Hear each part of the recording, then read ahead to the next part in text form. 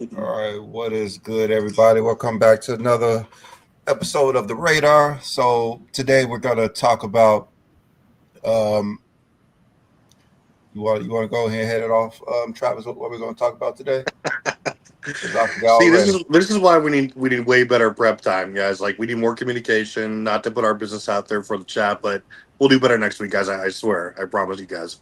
We'll deliver you a higher quality preparation. Anyway, guy challenge or gentleman who won the last week's trivia wanted us to actually discuss who we think are the most underrated players of all time, and that's by any metric that we decide. So, I mean, I think that's a huge possible list thing. So, um, I mean, I know who I've always said are my three, but let's kick it off. Like Big John, King John. What do you think are maybe the three, two or three most underrated players, or whatever you say? I know one, and you bring him up all the time. And I'm surprised he's not in more conversations. And it's David Robinson as a big man. I mean, what could he not do? He had a nice 17-foot jumper, uh, a good post game. He can really run, athletic. He was a great defender. I mean, a lot of times I would ask people, what was his weakness? I mean, we all saw what the King did to him that year when David won the MVP. Is that the reason people underrate him? But I believe David Robinson is one of the most underrated players in NBA history. It's like when you talk about the best bigs, never hear his name. Never, ever. I mean, I asked somebody in top 10 once, and they didn't even say David Robinson's name. And I had to say, I said, not David Robinson. Oh, yeah, my bad, I forgot. I mean, a lot of times when you hear the conversation around David, it seems like he's one of the most underrated players in history. And what don't he have? He has MVP. He has championships. I mean, he played very well in the league. I mean, I looked at David Robinson as one of the most underrated players in history. Completely agree, Brennan. I don't think Dave Robson underrated at all. He's top 25. Everyone listen. I don't think that's underrated. I mean, I don't it's think. not. Yeah. I mean, I'm just talking about as far as fans goes. Oh, okay. All right. I guess one of the most underrated players that I was thinking of is probably Dwight Howard. Oh, I was gonna say him You know, next. Dwight Howard. He's left off the top 75, but Yeah, he's clearly the top 75 player. He was the most impactful big man um, in his era. Was he? But and I'm so happy that he made the Hall of Fame. yeah, I was celebrating when it announced that he was making a Hall of Fame. So that was Dwight was a great choice. yeah, Yeah. he what 3-time defensive player of the year. Um, the redeem team. I mean, what other big man in that era you say was more impactful? Kevin Garnett, Tim Duncan, I mean, they were Nick on Wallace. like the like Ben Wallace. Come on now. But Kevin Garnett and Tim Duncan was not on. They were on like the downside of their career when Dwight Howard was moving in the 2010s, like I guess. 2008 to 2010. Yeah, I, he was above them at that time. The best defensive big man in the league. I mean, I can't really think of any other big man that was as impactful as Dwight during that time that he was dominating. I mean, I agree. Dwight is pretty underrated for Mhm. sure. I mean, if John was right though. I mean, like my most underrated player, I think is David Robinson because like people like you said, he's like top 25. I think he's top 15 at worst. At worst, just because of everything like his impact. Talk about impact. Like he's arguably one of the more impactful players ever. But I'm gonna go with Chris Paul. Um, I just think that Chris Paul gets a lot of hate because of a lot of his stuff is cumulative, but and he doesn't have a ring. but he is consistently, analytically at least, one of the better point guards ever. He's by any measurement, he like, especially when in his early career, he was dominant. He arguably should have won MVP in 2008.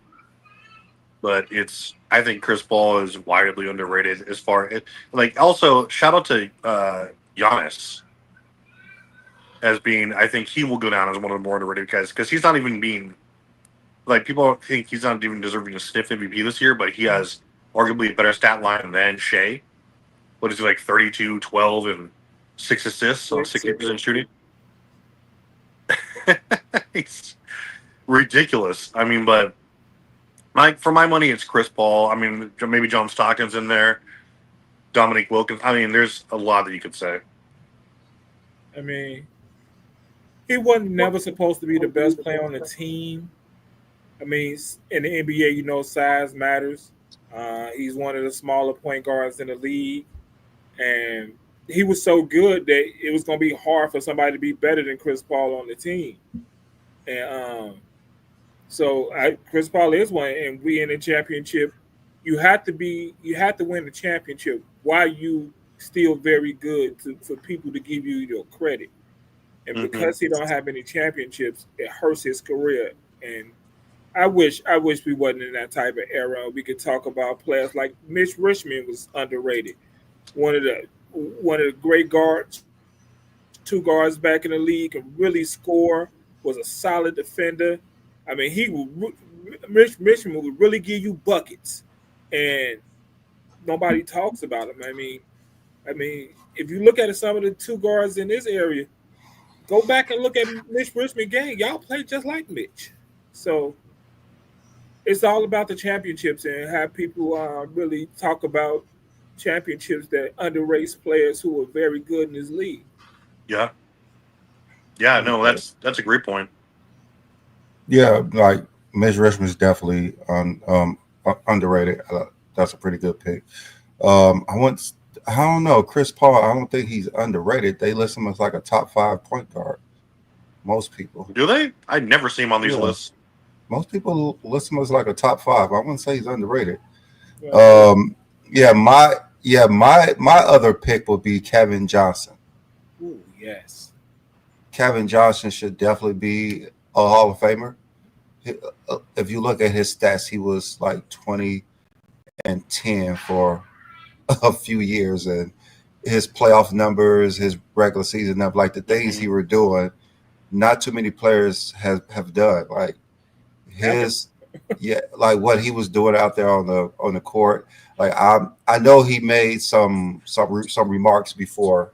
He was a politician and things probably could sour some people's thoughts of him, but his play on the court was pretty amazing. So, yeah, I believe Kevin Johnson is definitely one of the most underrated players of all time.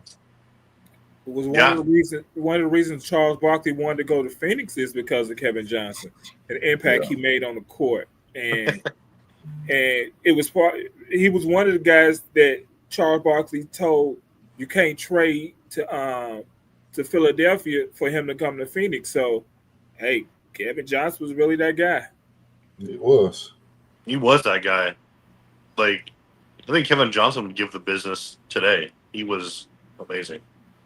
I mean, does anyone ever see Moses Malone?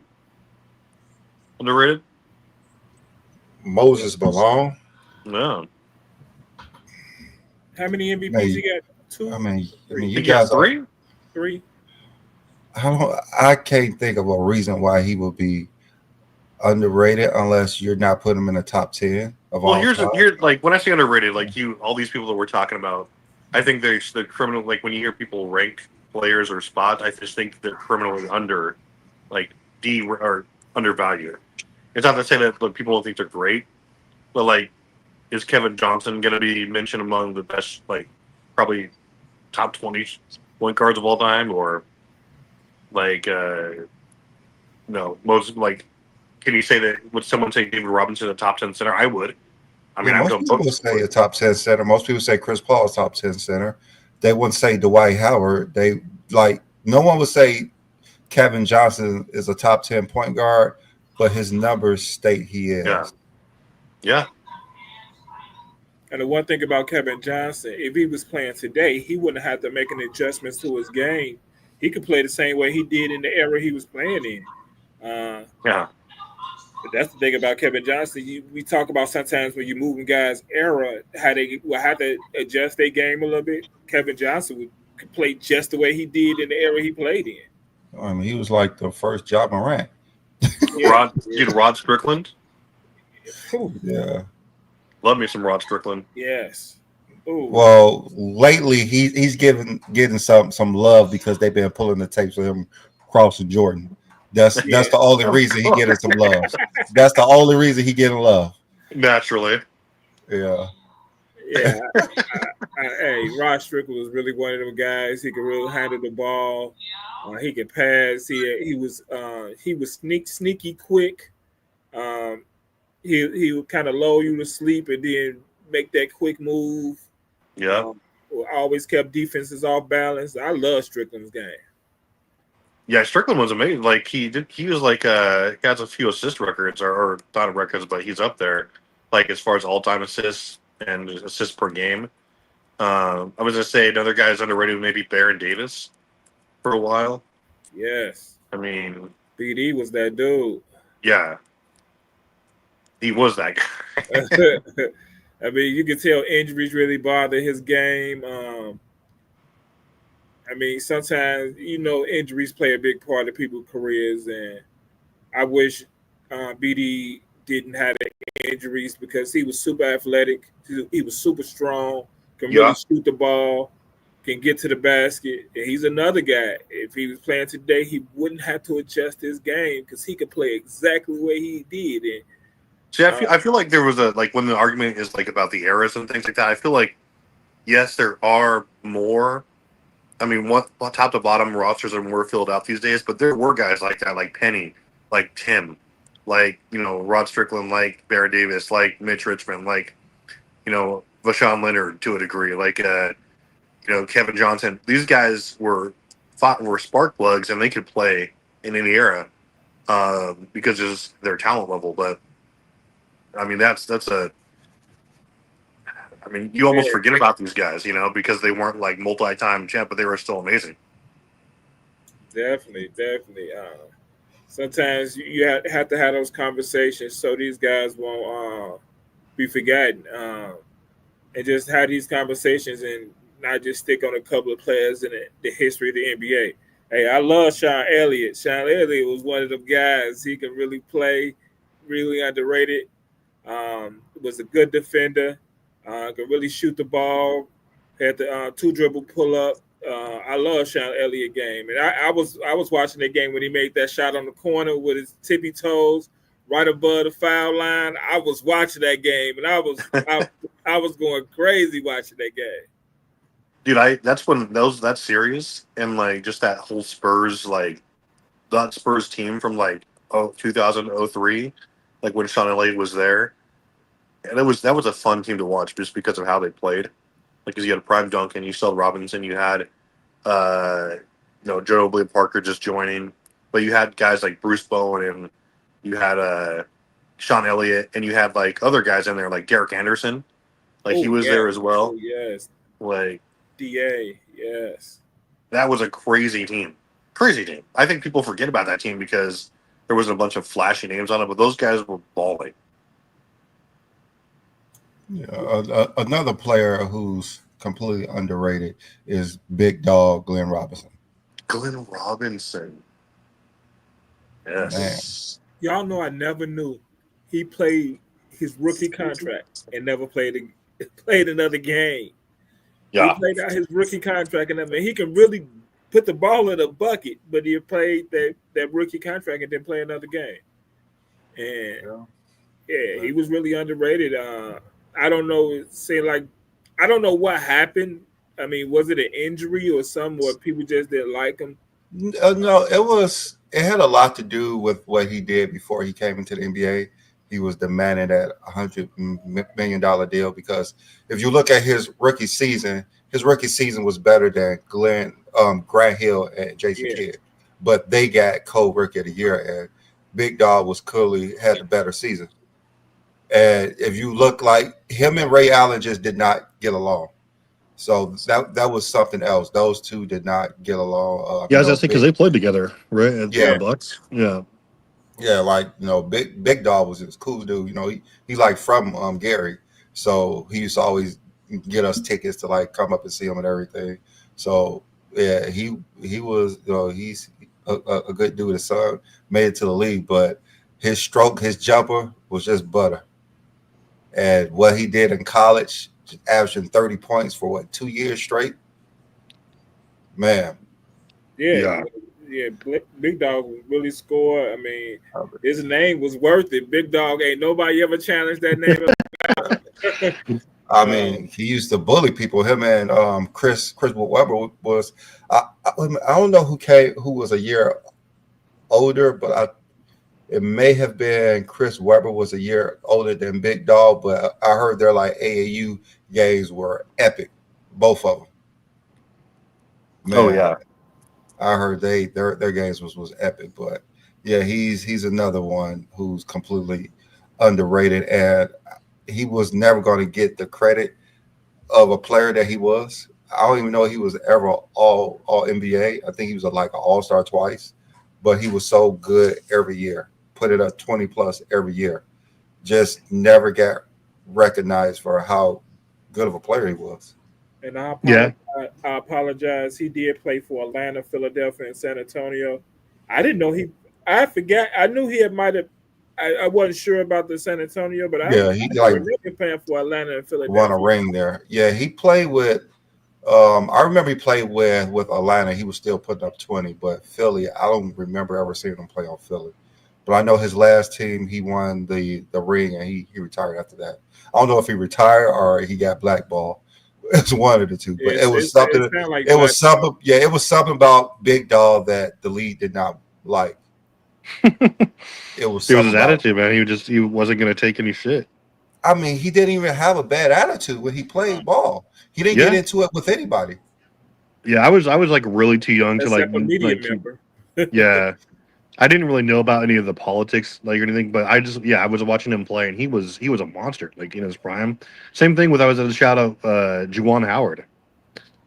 Kind of an underrated guy because he was next to an emerging Chris Webber for a lot of those years.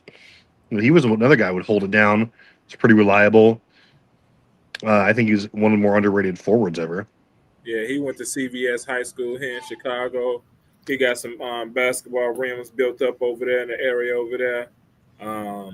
He did a couple of camps here. I've seen him I was involved with some of the camps he had did, and Juwan Howard could really play. He gave back to the community. I remember when he got that big contract when he was supposed to go to Miami and got $100 million, and I think the NBA rescinded it, and he went back to Washington when him and Chris Webber was over there. So I love Juwan Howard game. I remember when we played the Bulls that played that Washington team. Was it Strickland? I forgot the two guard names. Names started with a C, and they had Juwan Howard and Chris Webber. Oh, we swept them. The Bulls swept them, but it was a tight game, and you could see if they stayed together, they was gonna be a nice team coming up. And of course, they didn't keep that team together. But yeah, it always happens that way. You can tell. No, I mean all those are great names. But before I forgot about this, before we delve any deeper on that, we want to put up the trivia question here. This is for again. Throw a wrinkle into this time. So if anyone gets this question, so you guys obviously, you can decide what we talk about first part of the next week's show if you get the trivia question, or we're thinking about from now on we're gonna decide we're gonna pick a debate topic that has at least 3 viable answers. Okay, so that we can actually debate it. It's not just kind of a one thing, or has at least 3 viable answers. So you can choose to select what we talk about, or you can join us on here for the debate portion of the show if you want to take us on. See if you can beat us and get the crowd to vote for you. Okay, but first you have to get this right. So besides Jokic, Jokic is not going to win the MVP this year. Let's stay real. Okay, he's not going to get it. So after this year is over, okay, he will be one of only 3 players to finish top 2 in MVP voting 5 straight years. Who are those other 2 players? Okay, so if anyone gets that, just let us know. It's not Kareem. It's not LeBron. Dude, that was both of mine. You like honestly, it took. I was when I first heard this, I was like, wow, because like all of the usual names sprung to mind. It's crazy, like how close a lot of those came to doing it, but I was surprised at the answer, honestly. So we'll let them duke it out for that answer, and we'll go from there. But yeah, I think as far as underrated, like there's so many answers right to the question, like of underrated. Like it's you could say, I mean, someone like Dikembe Mutombo be underrated to a degree. Nate Thurman, uh, like I mean, there's so many names like because it's like what is underrated. Like Bill Walton might be underrated a little bit. I think Bill Walton is overrated. I mean, Maybe. Yeah. he's a Hall of Famer, He is. top 50 all time. And if I gave you a blind show of who shouldn't be on the top 50, I promise you, I think 10 out of 10 I times. think that's what Shaq said, right? He I'd should have to Yeah. see the top 50 Yeah. list, honestly. Yeah, Shaq Again, said he should be there. He shouldn't be there. And I mean, I think he's a great guy. When he's a talk during the games, he sounds like he's a very positive guy. So, like people speak highly of him, but he shouldn't be top 50. And his Mhm. numbers say he shouldn't be a Hall of Famer. I mean, but it's probably because of his he has like an MVP and a Finals MVP, right? yeah, he Yeah, did so- with Portland. Yeah.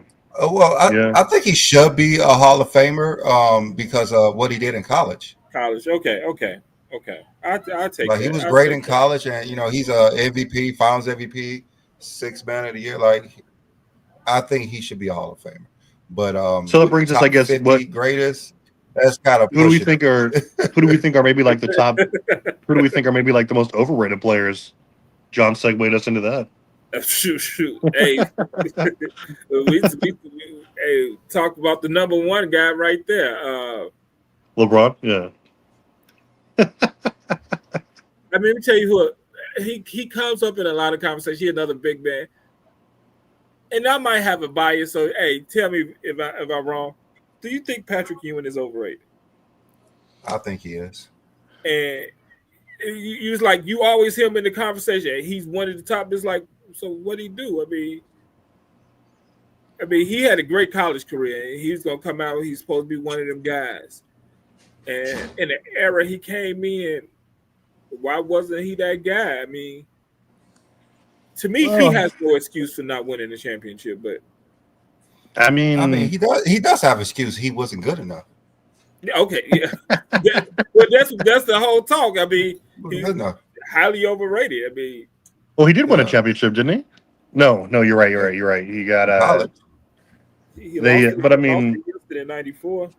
yeah, and then didn't they lose in '99?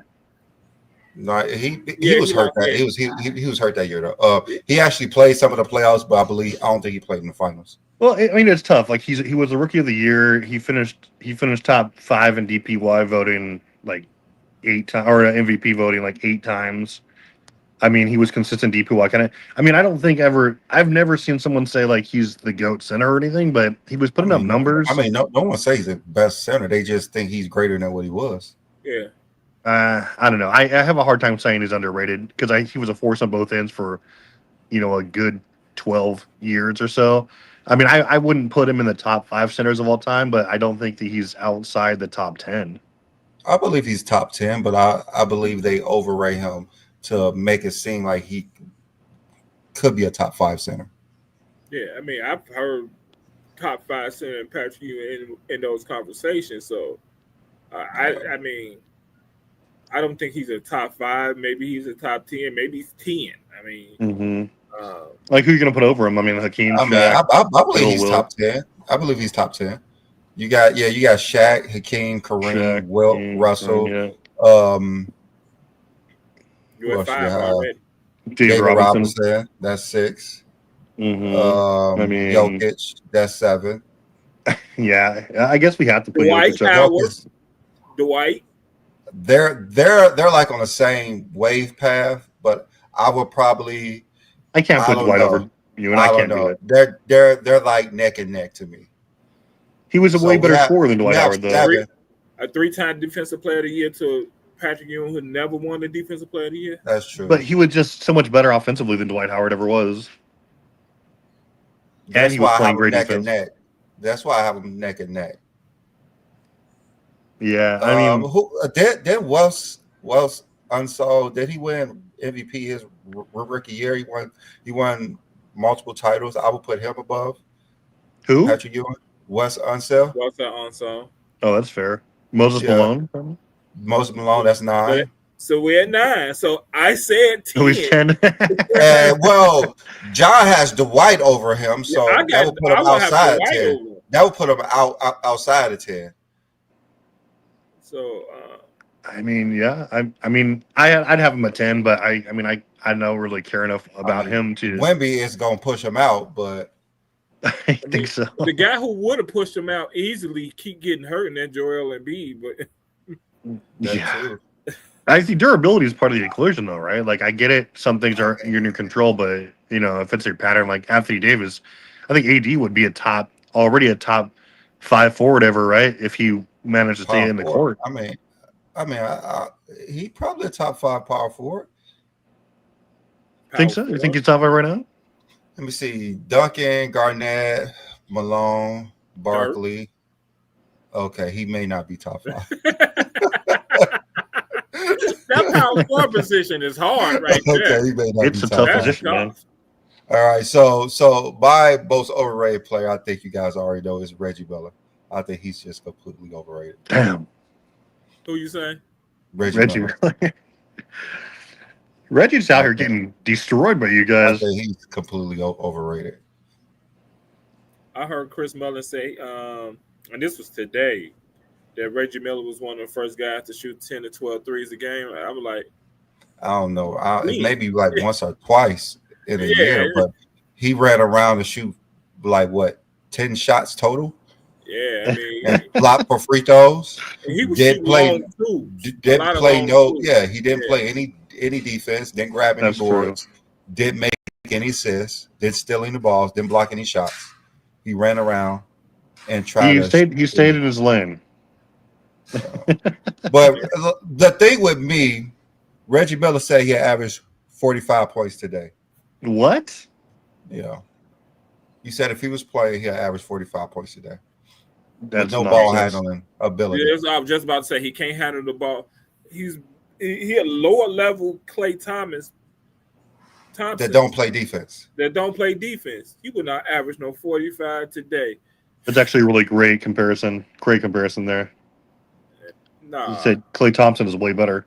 Yes. It's that way better. I mean, yeah. Like Reggie 12 Miller, shots a game. He did shoot 39% from 3, but like he was taking his decent amount of threes, but I mean, that was really his only gimmick. Like you said, he wasn't stopping anyone on defense. He was never made a defensive, team. So he was all NBA 2 times, and both of them was third team. So he was never a top 10 player in the league. Yeah, so never a top 10, and that top 15 is pushing it. That's pushing it. Like what years was he all NBA third team? Let me see. He was third team in 95, 96, and also 98. Oh, so he was three time. I thought he was only 2 time. 3 time. Okay. So 90. You said 95. Yeah, 95, 96, 98. His best season though was in 97. His best season was like in the 80s, right? 1990. Oh no, you're right. 90. Yeah. That was his best 24. season. Yeah, that was pretty good. He shot he was taking 41% from 3. It's not bad. 51% overall. NBA in 98. Yeah. So Jordan. Ooh, So I'll he go was back one to of those that. guys who actually almost averaged a 50-40-90 career. But, we see like Kevin Garnett almost do that. Larry Bird was close. But it was like, he's still, I think, a little. I mean, he'd be a good compliment for a team today, but he's not going to be like your superstar. Probably averaged 20 points a game in Yeah. his prime. I could have sworn he did the 50, 40, 90 before. He did it on 1994, 54 to He 90. did. Okay, I He could have sworn. Yeah, he Travis did. said for For his career, but he career. did Oh, have for his like career. Oh, Yeah, he's was at he? 47, 39, and like Oh, yeah. 88. Yeah, it'll be hard for me to see he averaged 50% for his career, as many threes he shot. Yeah, But he that's did. still that's still high Let's for a see. lot of threes. I mean, Curry. I don't think Curry's that high in his I'm gonna be field goal honest. percentage. Is he? I was really surprised when he made the All 75 team. I was Yeah, really Oh he did no, 50. I'm not surprised at all. Like he made. Remember when they did the 60? He was on the 60, so he was gonna make the 75. Yeah, he did 50-40-90 in 94. He did yeah, it. Almost did it Is it in. just once? yeah. It say Yeah, I think it was just once overall. Yeah, I would because it think he would was. have get up more, but he He did almost. take a lot of tough threes. Yeah, he really That's did. Like different. he led the league in field goal or free throw percentage 4 times. But I mean, it's you know. Yeah, he almost did it in 95. yeah, he put up a total of 25,000 points. I mean, he did put up some buckets, average 18.2 points a game for a career. Yeah. He was Yeah, solid, but he scored 25,000 points, but the way they talk about him, yeah, like he was the second best shooting guard in the 90s, which he probably was. I mean, if we're talking accuracy, Western then Richmond sure, was the second but best shooting guard. yeah, we're talking. I mean, accuracy is one thing. Like you could just put him up there, and like there's a lot of those guys, but best is obviously all around, right? Like you can create your own shot, you play defense, you're the focal point of your offense every night. Blah blah blah. But I don't know. I mean, he's like a legend in the 90s, so I'm not surprised he's on the top 75. He's literally a legend, and if he played today, he would not get any love if he don't win a title. No, Obviously, but Yeah. he would be on a team though. I think he'd have success today because he would fit right in today, right? But he wouldn't be. He would be just he a would guy fit that right was. in on the Indiana team right now. The Yeah, Indiana team right now, he would fit perfectly on that team. yeah. He got a He'd pass be. first He'd point guard. Yeah. throw him on the Cavs team. That's all they do is shoot threes. I mean, Boston. Yeah, Boston. He would be They in need perfect player another today reason because to see Tim Moore. yeah, they're not going to have to lock anyone down. But I mean, I think my guy who I've said probably is the most overrated player ever. I mean, it's tough because when you get up to the higher level, they all have like. I mean, I've never really super thought about it, but I'm almost tempted to say. I mean, I don't know, John. John, go ahead. I'm gonna take. Just say it. Just say it, Travis. Yeah, just let go of the day. Just let it go. I almost said Scottie Pippen, but I mean, I'm not gonna Oh, do that. you can't say Scotty. He I'm not. has too many, Yeah, I too don't many think that would be right. accolades. Yes, he has too many accolades to say Yeah, Scotty Pippen. that's true. I was gonna say. I mean, maybe like someone like Robert Ory, or I know John Stockton's underrated. Rap God? No, I don't know. Overrated. That's a good question. It's not. It's definitely not Scottie Pippen. Just kidding. No, it's not. Yeah. But there are people who try to underrate him very much, and Mm-hmm. he's one of the guys who deserve more love. Mm-hmm. Because the part he played with the Chicago Bulls and what he used to do on the court defensively and offensively. But I just I don't know if he's going to ever get as much love as he deserves. no. I mean, we've done several shows where we just glazed Pippen. I mean, deservedly so, though, right? Like, Tony Parker is overrated. Just say it. Tony Parker is overrated. Is he? Yeah, wildly. I I think he's mean, where he should be. and I mean, where's that? I Where's mean, that? people don't Yeah. talk about him in the Yeah, top guards. It's that's just why. Like he's where he People, should be. when you start to say, well, Duncan had a ton of help, and you say Tony Parker, then like just because he robbed Duncan of a Finals MVP, I mean, he didn't like, rob him. It's just they had Duncan. He just was more of the focal point because the Cavs couldn't guard him. well, yeah, but like Duncan was still like the guy locking down like Locking the down paint who? and everything. Like everyone, like the entire team. Like obviously that team was fantastic defensively all around, oh yes, but I was just watching the game the other day with them, yeah, man. Watching that final series versus the Cavs and the way they yeah, played. And, he didn't have to do anything on defense either. So yeah. uh, Yeah, I mean, it was you didn't really have a lot of guys to challenge him in the paint, and but like you couldn't really approach it anywhere because that's prime Duncan. You had Bowen, and you had all these people who were just like you had Robert Horry on the team, pretty sure. Like so, yeah, that I was like that I like that Gary Payton. Uh, Gary Payne's overrated. No, GP is. He kind of is. how is Gary Payne overrated? He's kind of is. Because we talk He about only averaged his like 6 defense. assists for his career. We talk about his defense, So and he's one of the best defenders ever. They In an era that he was a point great guards didn't score defender. like that anyway. yeah, He's a great defender. He wasn't that much of a point guard to me. He was one of isn't those. he like top 10 all time in assists? I don't think so. He's a combo guard. Is he? Maybe too Yeah. small to play shooting guard, but I just think he's overrated as a point guard to me. that's what I about all. But that's not what I as a bring player. him up. I think he's I think overrated. Steph Curry's overrated as a point guard. Yeah, as a But point guard because he's not that's a because point guard. he's like a top 5 guard of all time. But Yeah. I don't think he's a top 5 point guard of all time. Oh, but yeah, I wouldn't put him top 5 all time in point guard, but I've never seen a Yeah, list yeah. with him top 1. Yeah, that's why I say like Gary Payton's overrated as a point guard to me. If anyone's overrated, okay, my most underrated or overrated player is Steve Nash, dude. Like, Why Steve Nash overrated?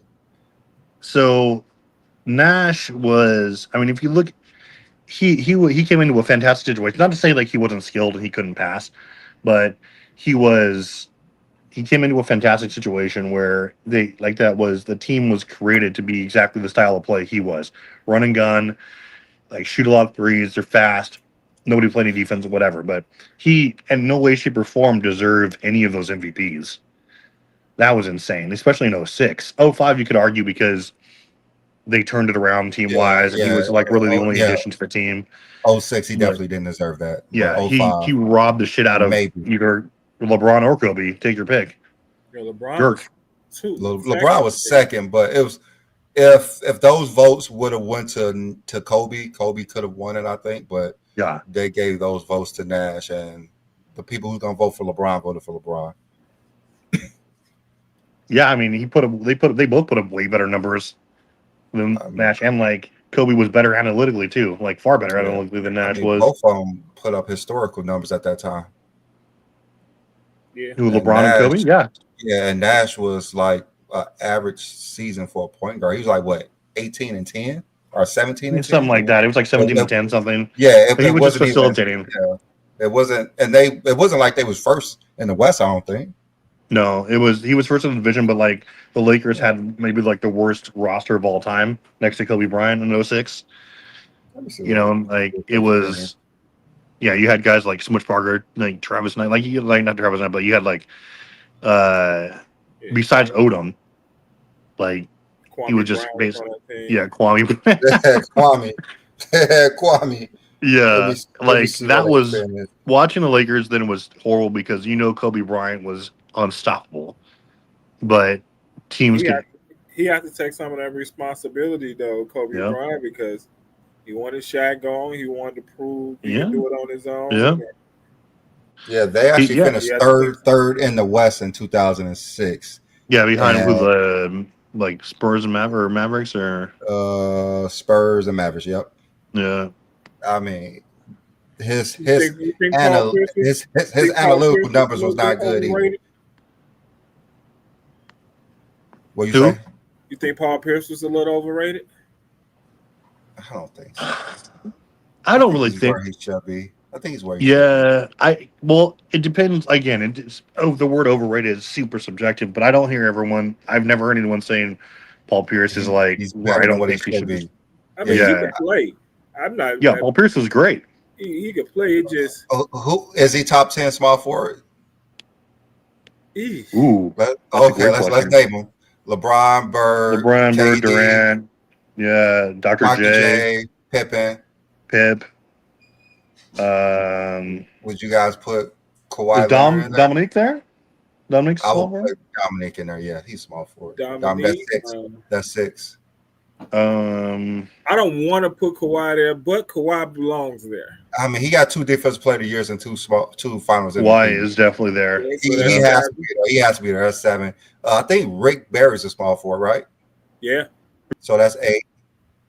Okay, Travis just. What's the guy name who played for the That's Lakers? 8. James Worthy, right? I wasn't thinking James Worthy, but Yeah. Elgin Baylor. that's who I was saying. Elgin Baylor. Elgin Baylor. That's for sure. That's 9. eBay, yeah, for sure. Bernard King was a 2 guard, right? No, he was Yes. small forward. He was small Well, forward. I almost said Rasheed Wallace, but he was power forward, right? Yeah, but she. Havlicek's a small forward, right? Yeah, he's a small forward.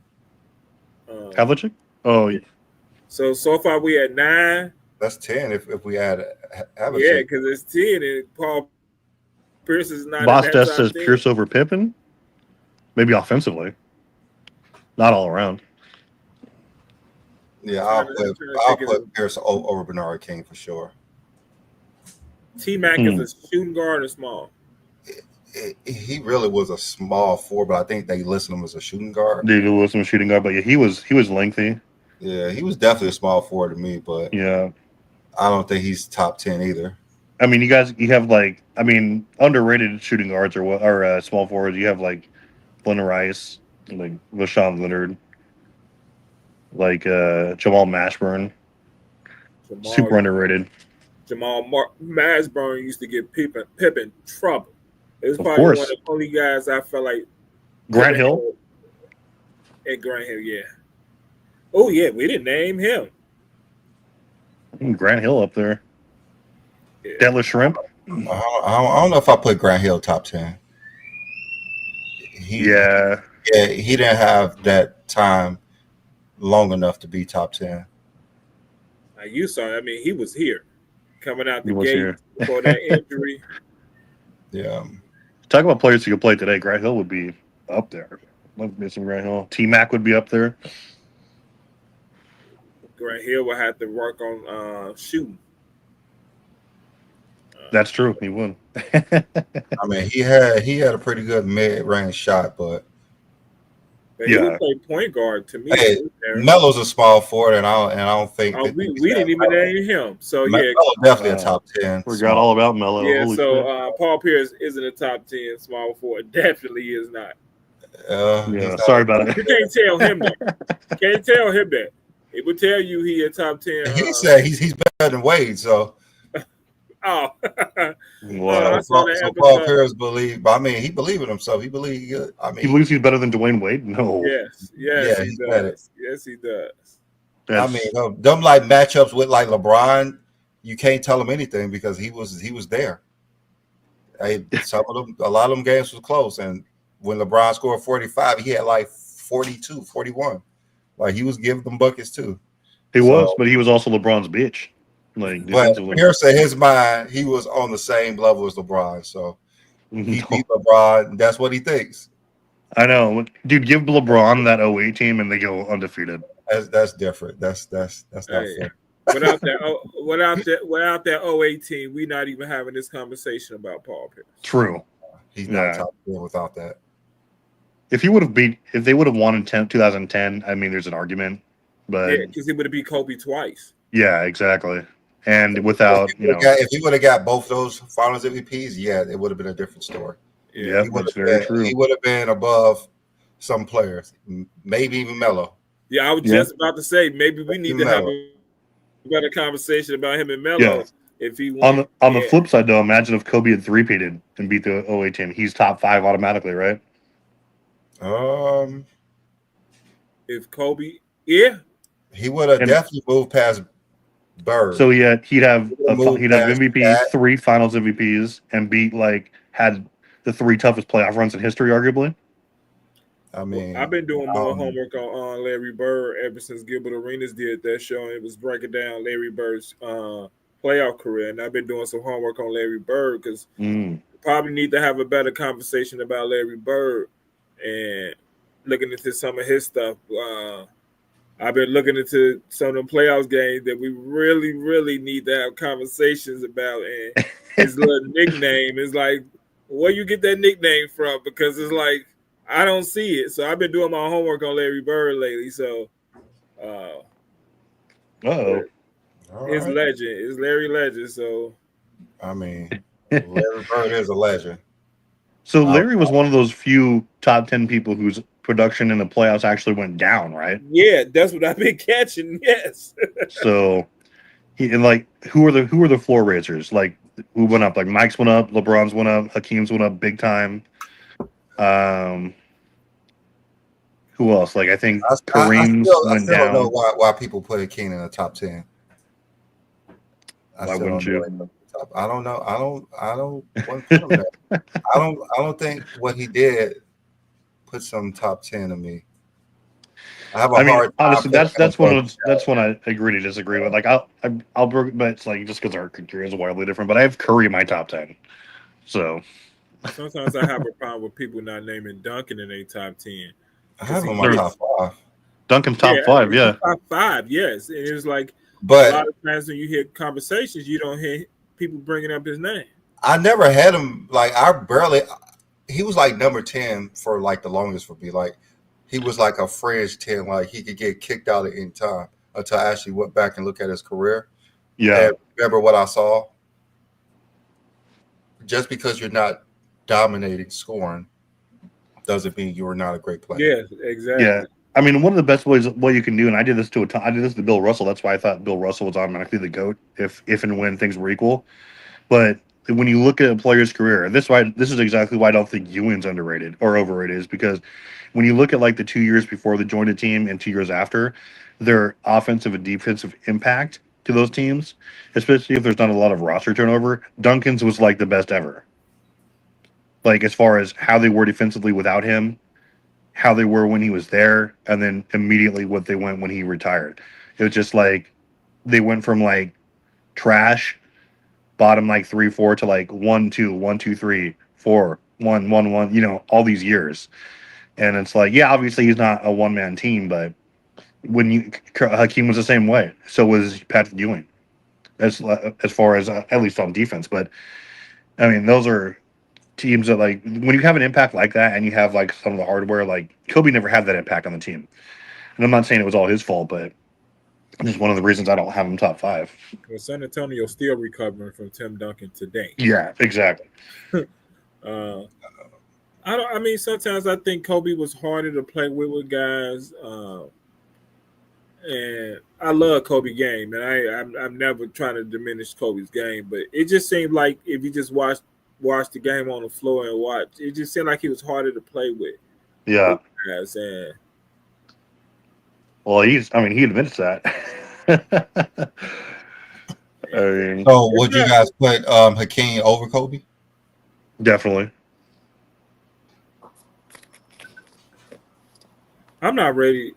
I used to say yes, but I'm not ready to continue to say yes because I've always had Kobe 11, and I had Hakeem in my top 10, and I started doing more stuff, read more articles about Hakeem and the talk about him quitting on teams and faking injuries and. Well, I Come never on, John. had Kareem in my top. Hakeem in my top 10. Kobe went out there with a hurt shoulder, shooting fadeaway, turnaround fadeaway jumpers with his left hand. I love Kobe, and that's why I used to have him at 11 because it was like in order to get in the top 10, you got to be better than him. Yeah. And do you guys have Hakeem over Larry Bird? I told you I'm doing my homework on Larry. He temporarily taken off any list for me until I finish my homework on Larry. So you have Hakeem over Larry Bird. I do. I used to have Larry Bird over Hakeem, but now you don't.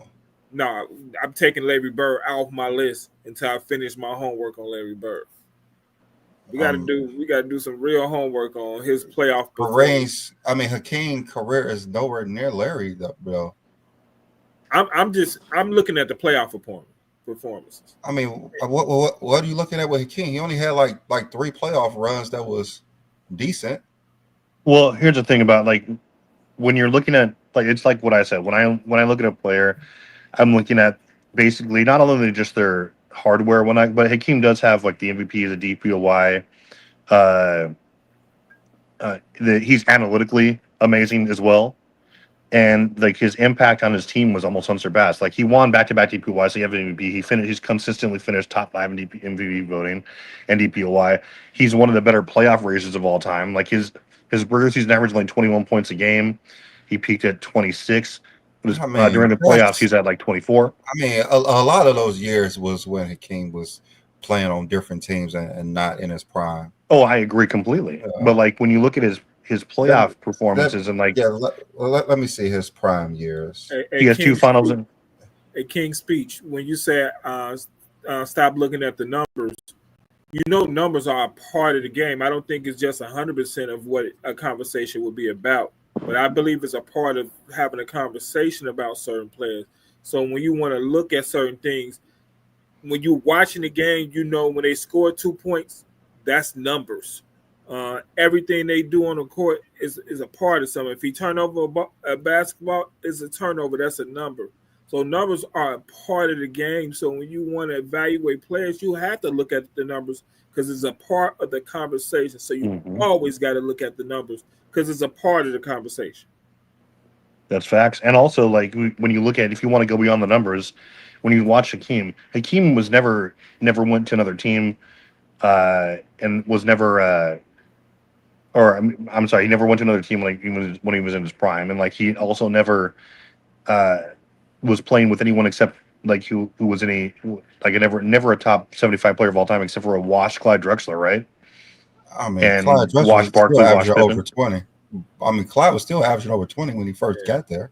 Like he wasn't washed.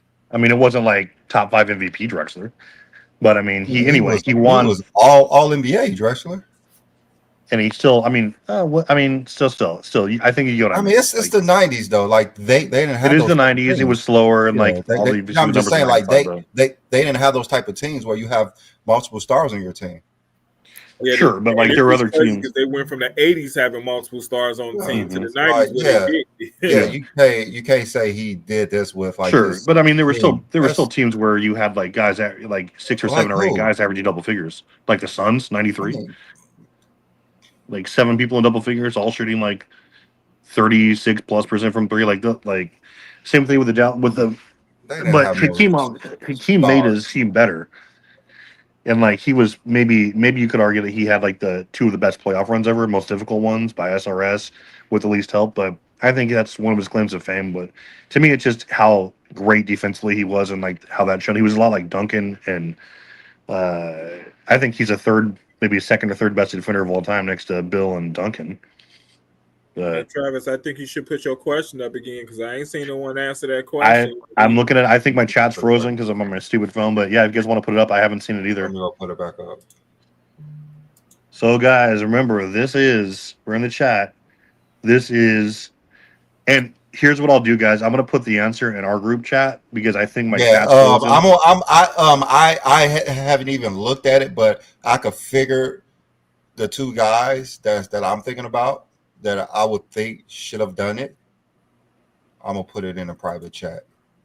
Well, I'll put it in our chat here. In what? The StreamYard or the You and me, Facebook? just no, you and me and John's chat. Okay, Facebook. okay. Okay. I'm gonna put it in there first because this is just yes, that's who I thought it was. Was it? Yeah, obvious. Wow. It's obvious. Oh, It's obvious. once How's that you obvious? see the names, yes, it's It's obvious, obvious. It's pretty I- obvious. That's obvious. Yes. it's So I obvious mean- once I see the names and really thought about it. Yes, it's obvious, but before I saw the names, I wouldn't. I would have it's came up with a obvious. couple of more names. I before. Like, immediately it's so checked. obvious that I didn't have to look it up. That's how obvious it was. Well, so guys, Pierce. So here's the question again was who? No, what, Obviously, John, it's up there. you're My screen's wrong. frozen. But I'm not going to say where you wrong at though. Of course, Johnny. He's always wrong about stuff.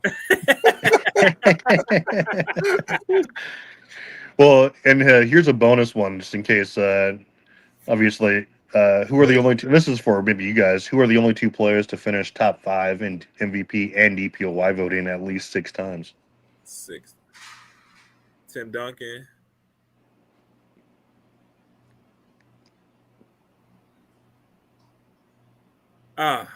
You say it's how many players?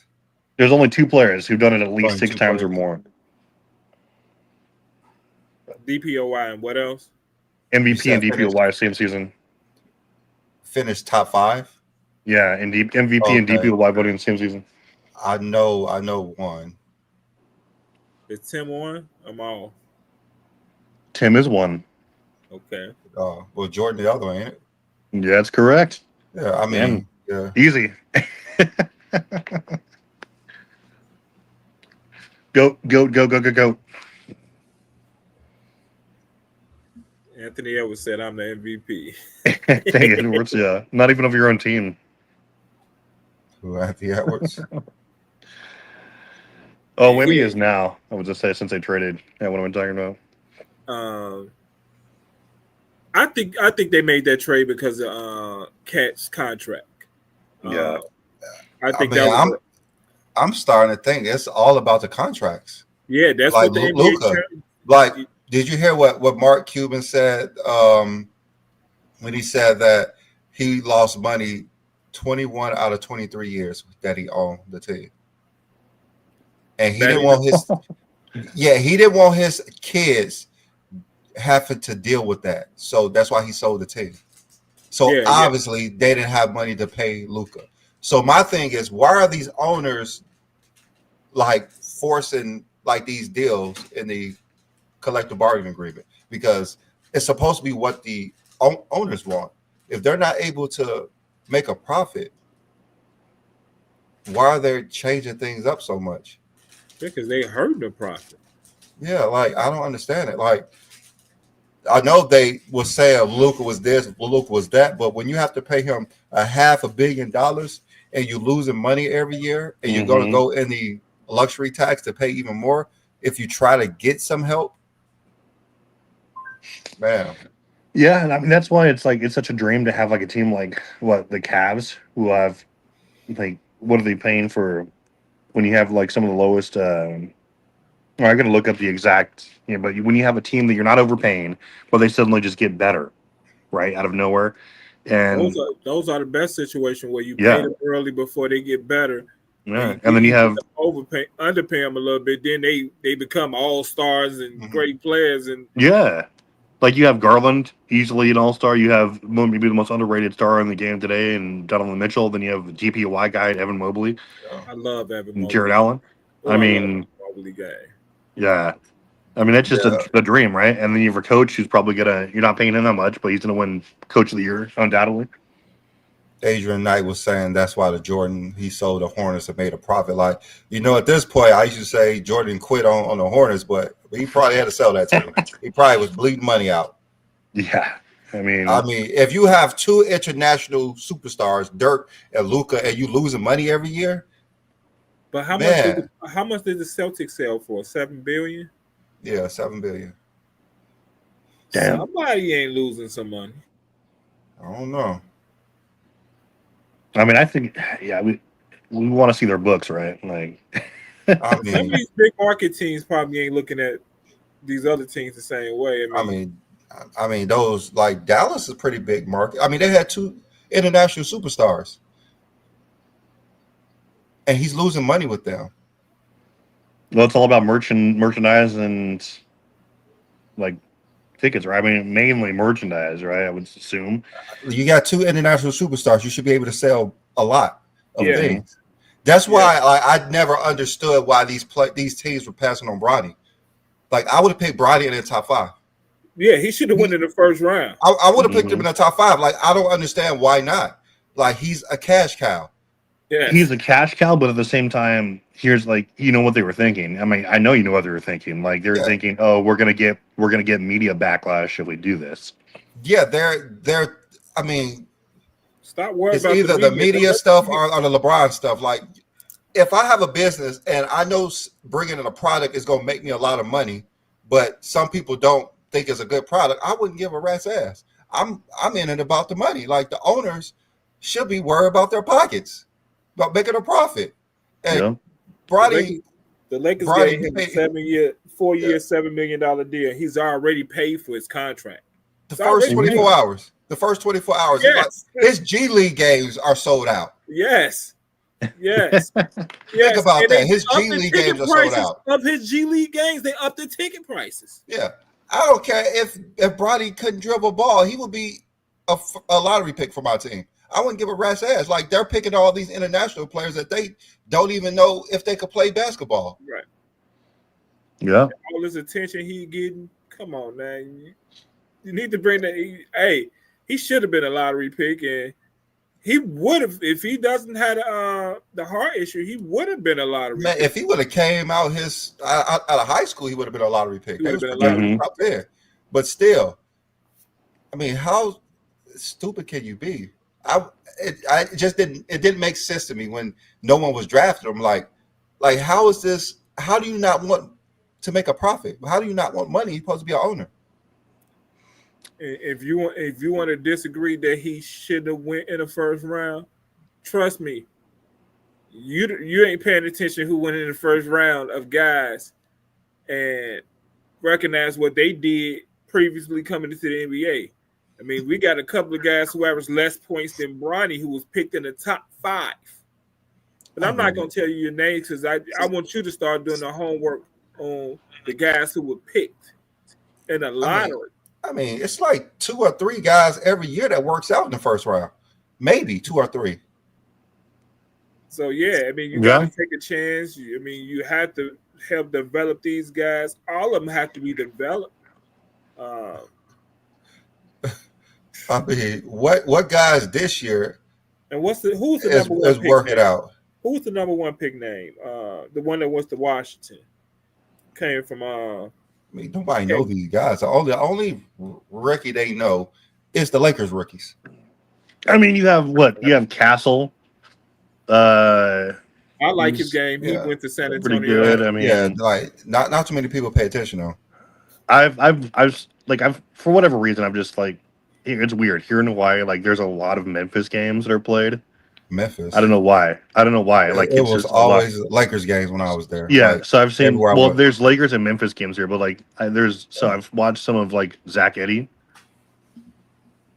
How you like his game? Because I ain't really got a chance to. He's good. Like he's solid. He's solid. Yeah, he's solid. It's just like it's so hard to tell because a lot of these people like, it's like kind of the same problem with like Dalton Connect, right?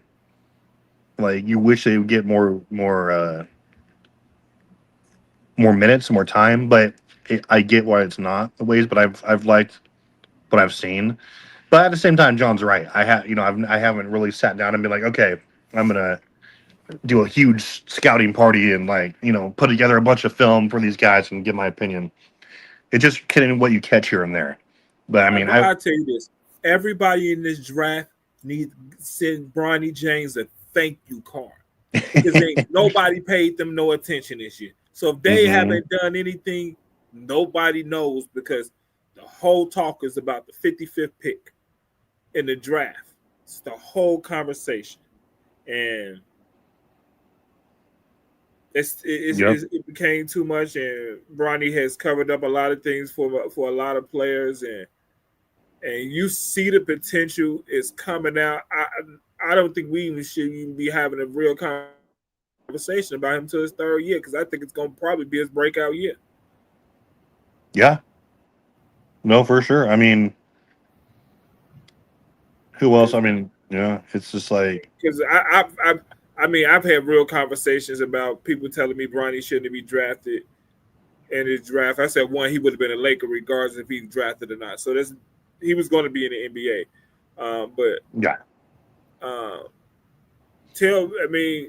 ask people honestly, look at the season now and tell me Bronny shouldn't have went higher in the draft. I mean, he was going to go higher in the Rich Paul had put out there, if you draft him, we're going to send him over to Australia. But when Brandon said he should have went in the first round, he should have been a lottery. I don't think sometimes people understand that NBA is a business first. yeah, it is a business. I would have drafted him immediately because, I mean, that's going to sell out my arena. It's going to get or the merchandise is going to go haywire, you know? So, hey, boss, go do all I ask you, boss Des, go do your homework on this draft and go look at some of the guys that you just go look at the draft. Look at the whole draft. Look at your first round, look at your second round, and look at how Bronny, when you start looking at Bronny, how he should have went higher in the draft. He definitely should have been a first round pick. Coming out of high school, he was talented to be the number 17 pick of that draft. Yeah, I think Dalton Connect's underrated. To be honest, he is underrated. He's on underrated. A different team, he got more. Yeah, if on a different team, he would average over 16 points per game. He can be a starter. Just like if they did the draft over today, I'm positive he'll be a top 13. He would have went to Memphis, bro. He would have went to Memphis. Probably. He would be a top 13 pick. Yeah. Yeah, just like you said. Yeah, it was a weak draft. You ain't lying. It was a weak draft. But almost everyone better than Bronny. Like, those players are playing in the G League, and he's outplaying them all. That's true. His numbers actually spiked up. Yeah, like he's the guy. The kid could play. He comes in the NBA, and you can see he could play basketball. He's quick. He drives to the hole really good. He finishes at the rim good. Brandon? Did you see him and Steph Curry standing next to each other? The video out with Bronny and Steph Curry standing next to each other. They the same height. I mean, people, this another stupid narrative. They say he's too small to play the NBA. Yeah, like, what the hell is that even supposed to mean? Like, all the best guards are his height. Dame Lillard, Trae Young, Steph Curry. Like, these guys are his height. AI, smaller. Isaiah Thomas, Chris Paul, smaller. Like, the dude is like 6'3", 220. He's a big kid. Yes, he's a big muscular kid. Jump out the gym. John Morant. Westbrook isn't that much bigger than him. No. Maybe by half an inch. The guy is explosive. He can shoot. He can get to the bucket. Got a solid handle. He just needs the reps. That's what he needs. He needs the reps. And he even said, I'm trying to get my confidence back. And when you play basketball, you don't realize how important your confidence is to being on that court. If you got the talent, it's all about your confidence and your mental. It's a great take. When I played basketball, I got an injury, and you worry so much about that injury. You did so much work to come back, and you worry about certain things you would do on the court. You thinking so much about certain things that you ain't paying attention what you really should be doing, and you realize how big the mental part of basketball is so important to the game, man. And getting your confidence is very, very important. Yeah, that's 100% right, because even if you're just playing casually, when you're on a team, if you have no confidence, you're hesitant. You don't just shoot with, you don't flow rhythm. You don't know whether you want to pass it. You're indecisive, and that's a killer on the court. And so, yeah, if you, especially like, I can even imagine if you're on the NBA level, and like you think everyone's out to get you or they all hate you. And because you wouldn't want to be, especially with you're a Laker and all the cameras are on you and your dad's arguably the GOAT. He's like right next, and you have a lot to live up to. That's a huge, huge burden to play with every night, and it's, he knows it. So, Hey, boss deck, if you play 11 games in college, even though you're talented, do you think you should be picked very high in the draft? I mean, look at Because fucking Kobe Kyrie Bryant. Irving played Yeah. 11 games at Duke with the number one pick. They knew his People skills. see talent. They know what talent looks like. If Mhm. they had the 96 draft over again, Kobe Bryant would be the first pick in the draft. First pick in the draft. And he averaged, 7 points per game coming Well, so off would Tom his Brady. rookie year. And, Brady was the 6th round pick. And not one head coach in the history of sports would not pick Dude, Tom Brady. Wasn't Jokic I don't know.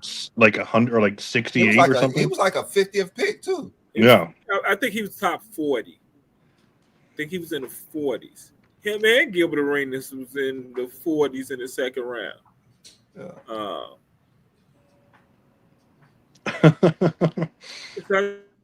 Sometimes y'all listen to the media talk and y'all don't do your homework. And I understand because ESPN is huge in listening to what y'all understand.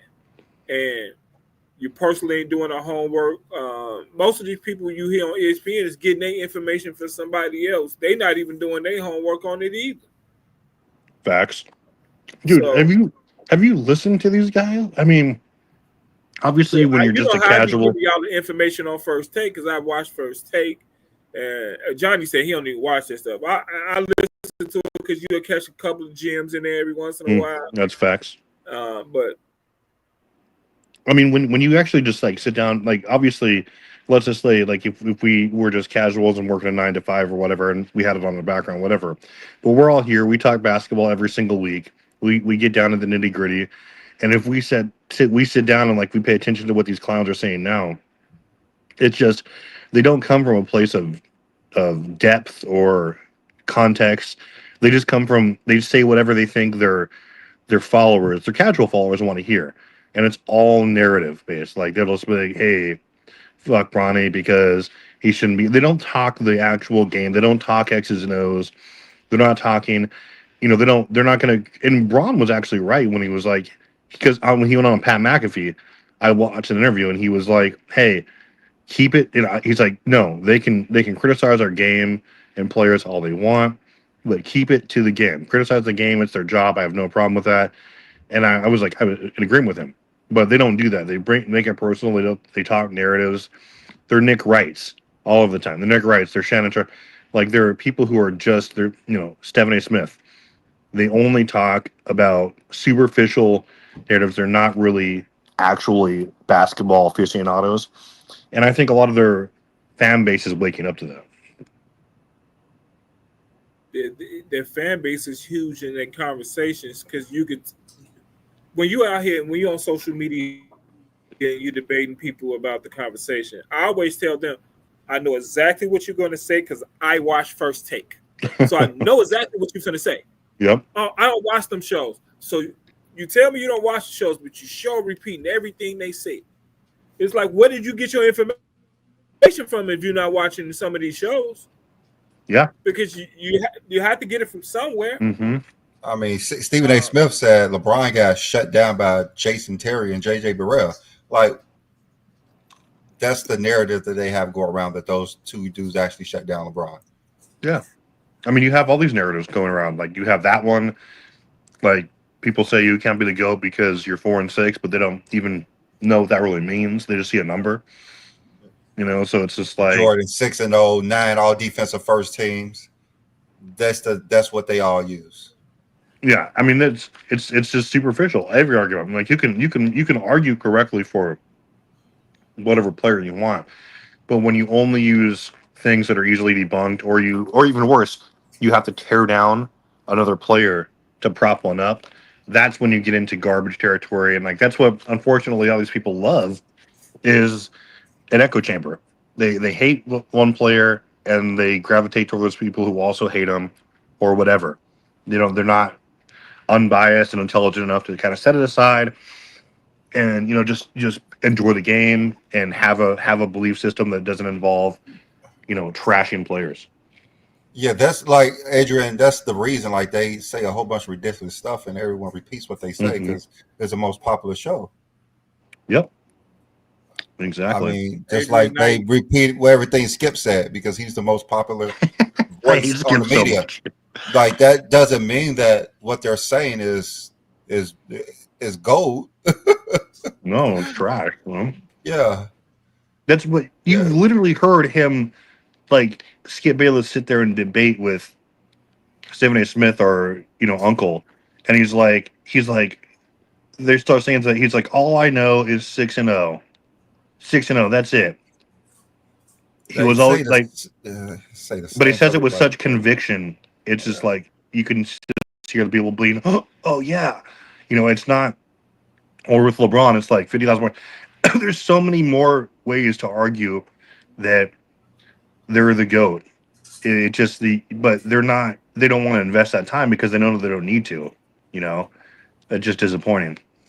I mean, the thing with LeBron, I know you said Nick Wright and Shannon Sharp be doing the same thing. I don't think Shannon really does it. He don't really state any numbers. Not He just necessarily says Shannon Sharp, LeBron is the honestly. best. Yeah, he just say Yeah. LeBron's the best I've seen. Sharp actually That's comes what with he some say. good takes once in a while. I mean, He guys don't like what Chris Broussard and like Colin Coward, like they're just such LeBron homers, dude. It's just like they're the opposite end of the spectrum. But then you Bouchard have Skip definitely Bayless not. and you have Stephen A. Smith, who is like Jordan homers, I mean, and I don't mind. I don't mind people like Nick Wright. Yeah, And like yeah. Go the ahead. reason I don't I mind can't people fucking like stand Nick it, right? Wright because Jordan have the same people in the media, and we don't call them out for being that. Stephen A. has been that for years, and we Yeah, don't call him to be a Jordan, whatever he is.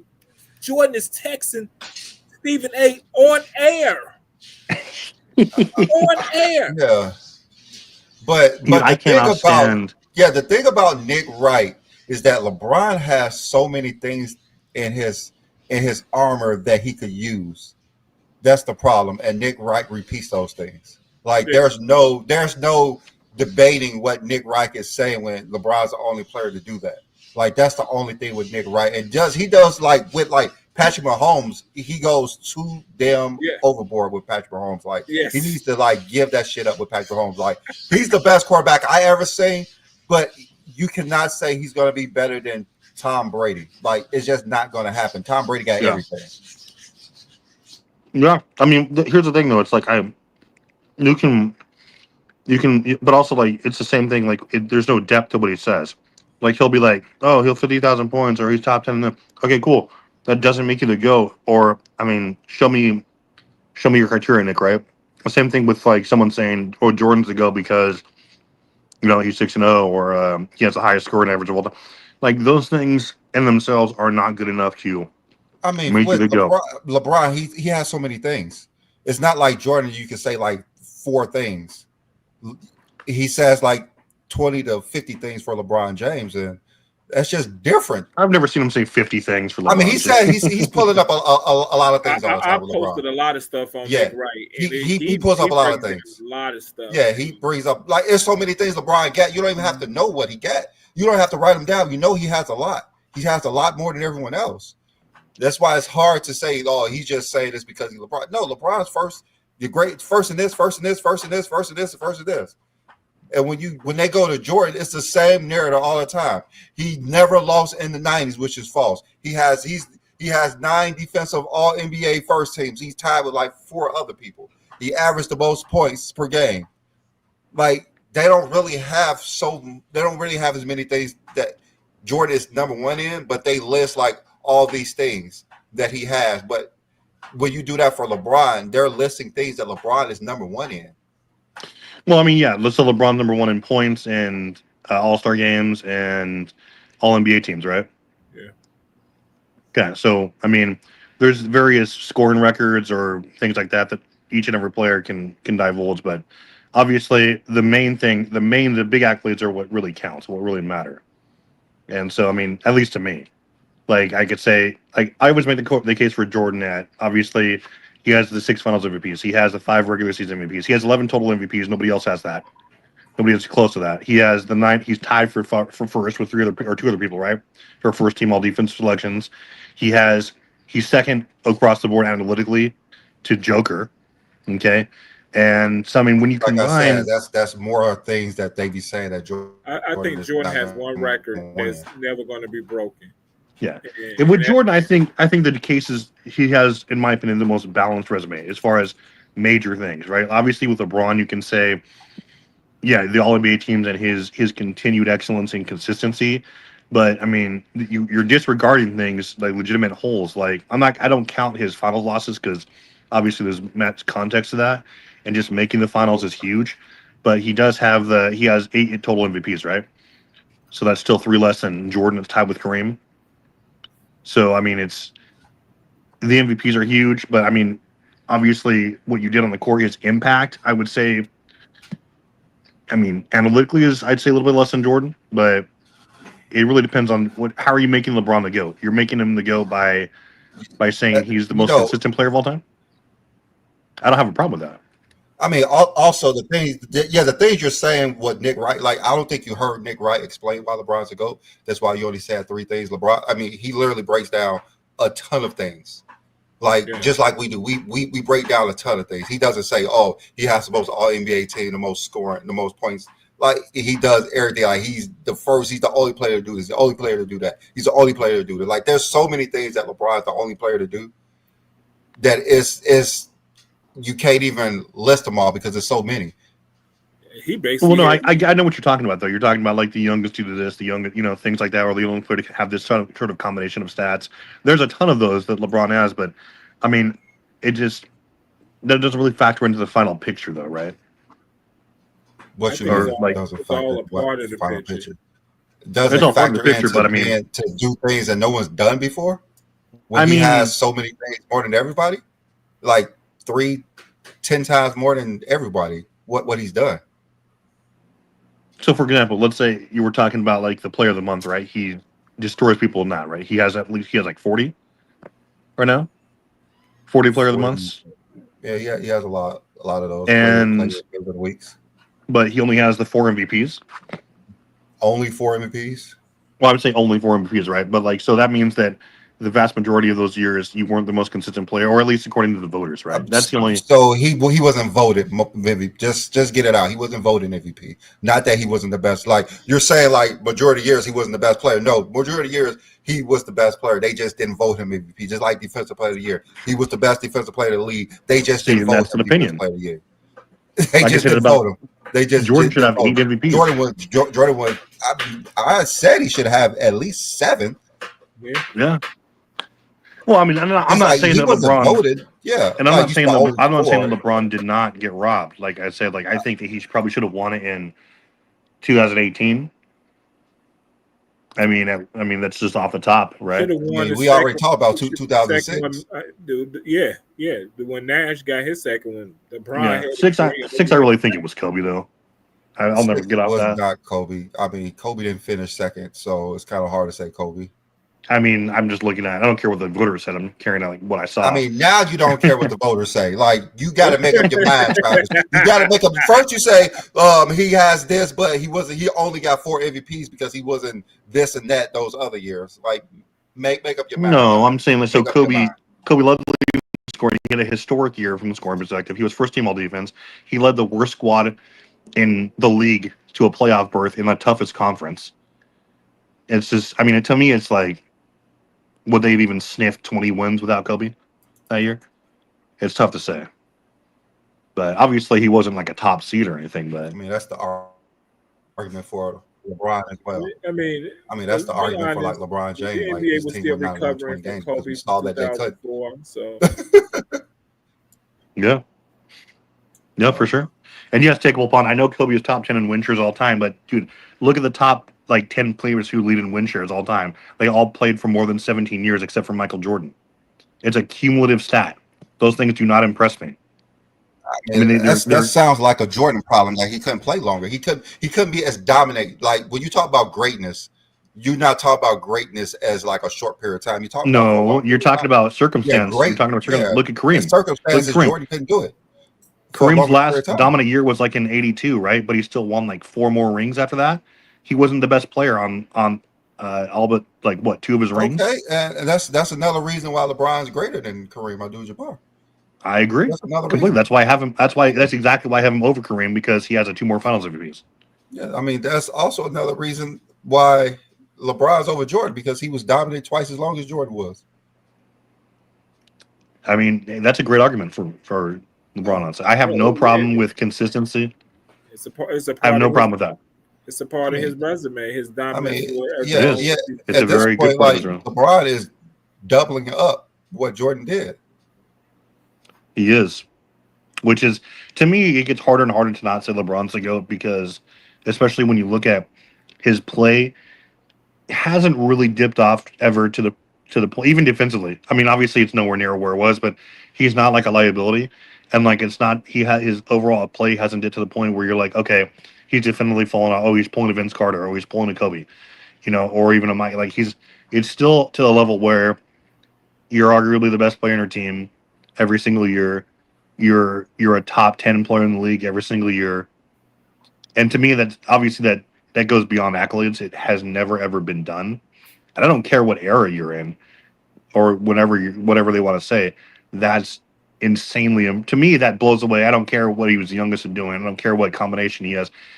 To be that consistent is insane, and I don't think we'll ever see anything like that. Even if we like look at the top 15 players, I always look at the top 15 players, like what I think the top 15 players, and you just try to like see. I just like who has 1,500 points, 500 assists. I mean, assists and 500 rebounds, which isn't a all NBA stat, but you see that how consistent LeBron has been compared to every other player who played the game.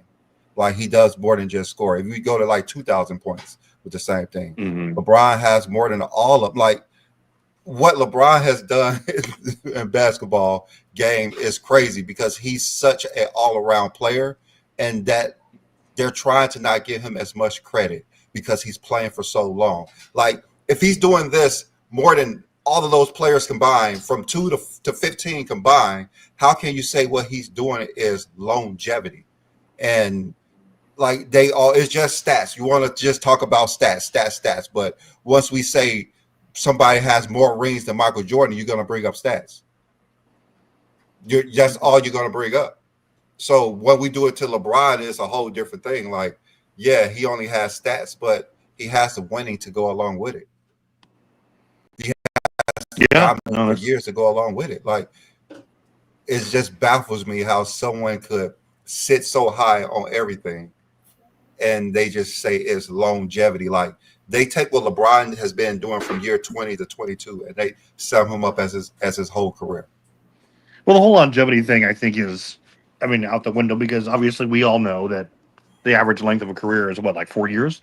So it's like anything beyond that is you're either a starter, you're a superstar. It's longevity. So it's like it's really, and there's been a lot of players who played like Stockton, Malone. They all played really long time and they were productive, but not to the point where you're.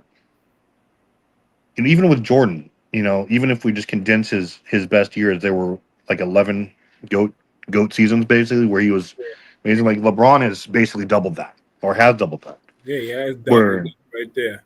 Yeah, he has doubled it. So it's just like, to me, okay, LeBron's just a GOAT. I cannot do it. I mean, you can even tell if you on social media and watching just different sites, to different people's takes on the GOAT conversation. They're having a hard time saying LeBron's not the GOAT. I mean, I'm watching certain conversations over the years and certain people who was downright saying Jordan's the GOAT. And today they're having a conversation about who's the GOAT. It's almost like they want to force it because they said it 2-3 years ago that Jordan's the GOAT. And it's like, I don't have convincing anymore. Yeah, I've been wrestling with it for a long time because, like I said, I just didn't want to. I really just didn't want to admit it because it's just I get it. Like he he he doesn't have as many MVPs as LeBron and Kareem or Mike and Kareem, but I mean to the point where it doesn't. To me, that's overshadowed by his consistency. Because it wasn't just 1 or 2 years where he was more consistent than Mike or Kareem, way more than Kareem, obviously. But it's just he's going on year what 23, Yeah. 22, Yeah, like 23 year right 20. Yeah, you're 23, and his. I, don't- yeah, I mean, I don't care if it's just stats. Stats is important. Stats tell you, and like we're watching him, and those stats don't magically just appear on the box score. You had to go out and earn them. You're not going to just magically shoot 53% from the field and 40% from three in year 23. Like you're not. You have to go do it. And he's played in the hardest era. He's played in this era. He's played in 3 different eras, basically. And I mean, for me, the voted on the lack of more voted on awards doesn't cancel out what he's actually doing on the actual court. So to me, I mean, I've just been struggling with it, but because he's basically doubled Jordan's career as far as peak years or productive years, where Jordan was done by whatever 02, for whatever 98, reason. really. 98, yeah. 98, Like really. you saw, Really, he 98. even though he won MVP, like his efficiency dipped, his points like were dipping. He was done. Obviously, I still think Jordan had the first or second best peak of all time, but that to me that can't cancel out just the enormity of LeBron's career. I So mean, LeBron, like, yeah, like when you look at Jordan, like, I know they say he played 11 full seasons, really, but, his prime years was 87 through 98. So that's 10 years that Jordan yeah. was Jordan. So Danny Mac, hear me out though, man. So I have to say I can't deny anymore, especially this year, right? He's gonna play full season again this year. He might play again next year. He has to be the GOAT. Okay. And this is why I came at because when you what's your criteria? Mine for Jordan was he was great analytically. LeBron's right behind him or better than him in some analytics like VORP and playoff box plus minus things like that. Our defensive block, he's better than Jordan as far as sustained peak as well. Like his best 10 years are better than Mike's best 10 years. They're better than they're on par with Kareem's best 10 years as far as What, just stats and earned accolades. I what are you mean, saying that Jordan did better than LeBron? I know you said his Jordan's peak, the but only the what only else? thing so the only reason I say Jordan's peak was because I think from 88 to like 93, I think he was the best two-way player we've ever seen. As far as like if you want to talk about all first teams, you want to talk MVPs, you want to talk about defensive impact to the team combined with your scoring. I don't think that anyone has maybe reached that, but I don't think that Mike's best 10 years, which I think you need to hold the greats accountable to a certain part of years, to a certain amount of years in order to rank them fairly. I think LeBron's was better, especially because there was no interruption. He didn't Mm, retire and come back. okay, so you're So saying 88 through 93 is where Jordan had his greatest peak at.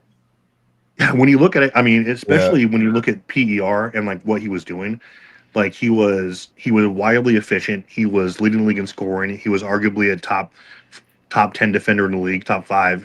Uh, he was he was volume, yes, but he was so efficient, and he was just as good on the other end when they were winning those titles. You really can't say there was another player that actually peaked and like did that as well. Like who had a I better mean, 5 year stretch? LeBron from '08 to No, 13 as well. How you disagree figure with that. not? How Every measure, okay. every measurable thing. Like he was Okay, better what? than Braun in every analytic. He was better than Braun Okay. as far as earned Analytic is accolades. like we said, like that's more of a team thing. Like you cannot say he's better because of PER or whatever you're saying in those 5 year spans. But I what just did did. Michael Jordan do on the court that was better than LeBron James? Okay, so what are we talking about? If we're not talking about production, so that was Mm. part of his No, stats were better than no. LeBron. Okay, it's stats. Okay, what like points per game? Uh, points per game. He was more efficient. He was better defensively. Had more steals and blocks. He probably wasn't out rebounding because he's a goddamn guard. But he was like, for example, 91 finals, where he averaged 11 assists a game. He had his 91 finals was better than any finals, even the 2016 finals. It wasn't as far as the greatest finals of all Jordan's time because 91 finals definitely was not better. Yeah, Jordan's 91 finals, probably the GOAT. Come on now, that's not 31 points, like 11 boards. You do not believe that. 11 assists, 7 boards, like 55% shooting, 2.5 steals, a block and a half. You do not believe that was better than LeBron. What LeBron did that was better than LeBron. So he was more efficient, more points per game, more assists per game, more steals per game. Everyone would take 2016 over that 91 finals. That was a cakewalk. Why? Just because it was. If we're looking at for a historic, have my back on this. He led everyone in all of the major statistical category. He beat a 73-win team. He came down from 3-1. That is not. Come on now. I said because of the context, LeBron's performance in 2016, because of what it represented, was the greatest performance. It wasn't the best statistical performance. I mean, of course, it wasn't the best statistical performance because he didn't have a cakewalk. He wasn't. Okay, what so did LeBron average in that 16 final? So what did he average? He was like 27. 27. 27. Like I can look it up here. Like I don't know. It was all I know. He led everybody to everything. He did.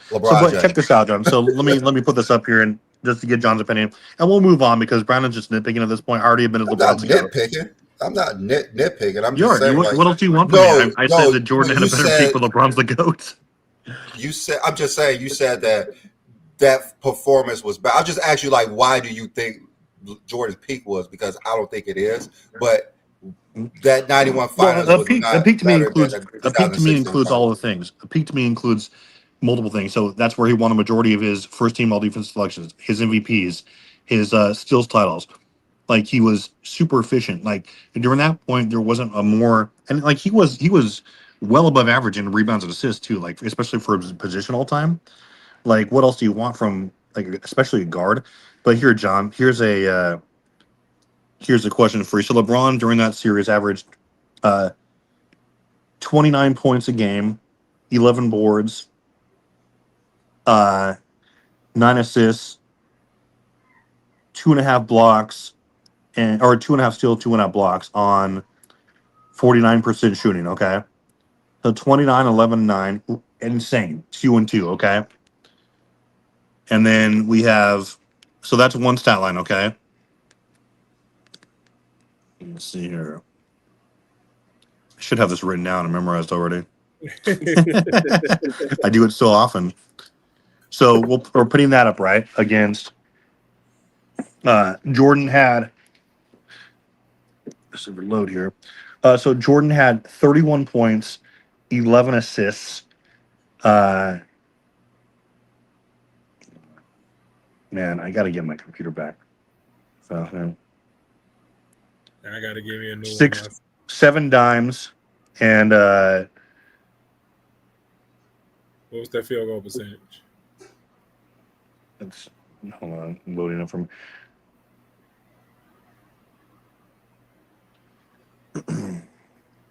Okay, so he shot 55% from the field. Okay, so he shot 55% from the field. He had almost 3 steals a game, and he had 1.8 blocks.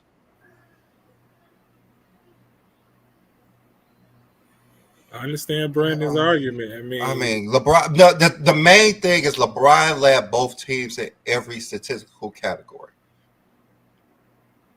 Which one are you taking, John? I mean, you got a guy who's averaging more points, more assists, more steals, on better shooting. Which one are you taking? What's the steal? I know you said LeBron was at 2 and Jordan was at 2. Jordan is at. This thing's loading up right now. I think Jordan was over 3. Yeah, he could have been over 3, but he didn't lead everybody in all the stats like LeBron did. Well, he didn't. Well, that's true, but only because Magic Johnson was there. I mean, there's no denying that. He didn't LeBron let everybody. Well, no, I get it, but if you're just All-time if you're great putting team. two stat lines next to each other, and you don't know that I context mean, though. anybody would choose 2017 stats for LeBron over So here what? you go, John. I have it for you. It's 31, almost seven boards, over 11 assists a game, almost 3 steals, 2.8 steals, and a block and a half on, and 50% from three, and almost 56% shooting.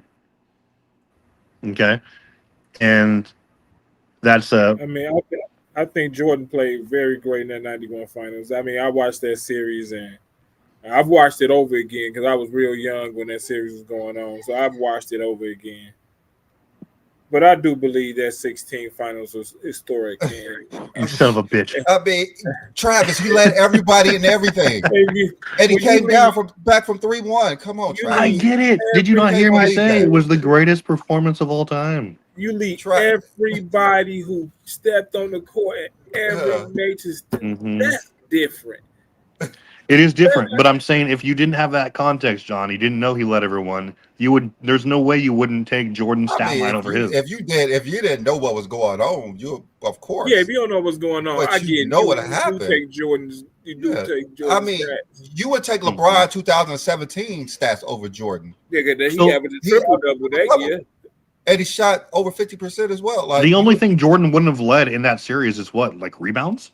If he was rebounds and assists juxtaposed? and No, he blocks. would have led an assist too. Rebound who? If he was on the 2016 Cavs, I'm saying.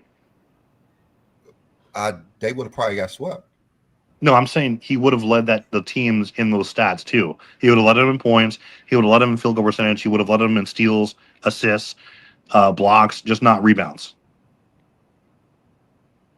If the Bulls would have played those, No, if he was same- on the Cavaliers in LeBron's place, is what I'm saying. Oh, okay. If they replaced, okay, yeah, they would probably got swept. You said that the first time, Brandon. Yeah, that's what I thought he said. Yeah, they definitely would have got swept. Brandon, can't you just take this victory like a gentleman? Like No, just no, I would not. I would not say Michael Jordan easiest ring is better than LeBron hardest ring. easiest ring. Damn. Which one was harder? I mean, which one was the easiest? Like it His was. 91 was his easiest ring. Yeah. I mean, only because there were some injuries to that team. Yeah, just like that's like I said, I can't take Michael Jordan easiest ring compared to LeBron hardest ring.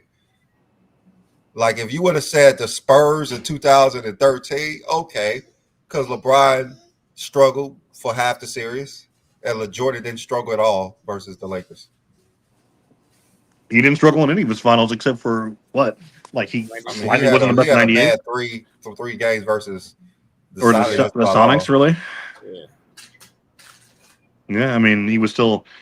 I mean, but Jordan's bad series are like better than like almost anyone else's great series. He's like Michael Jordan.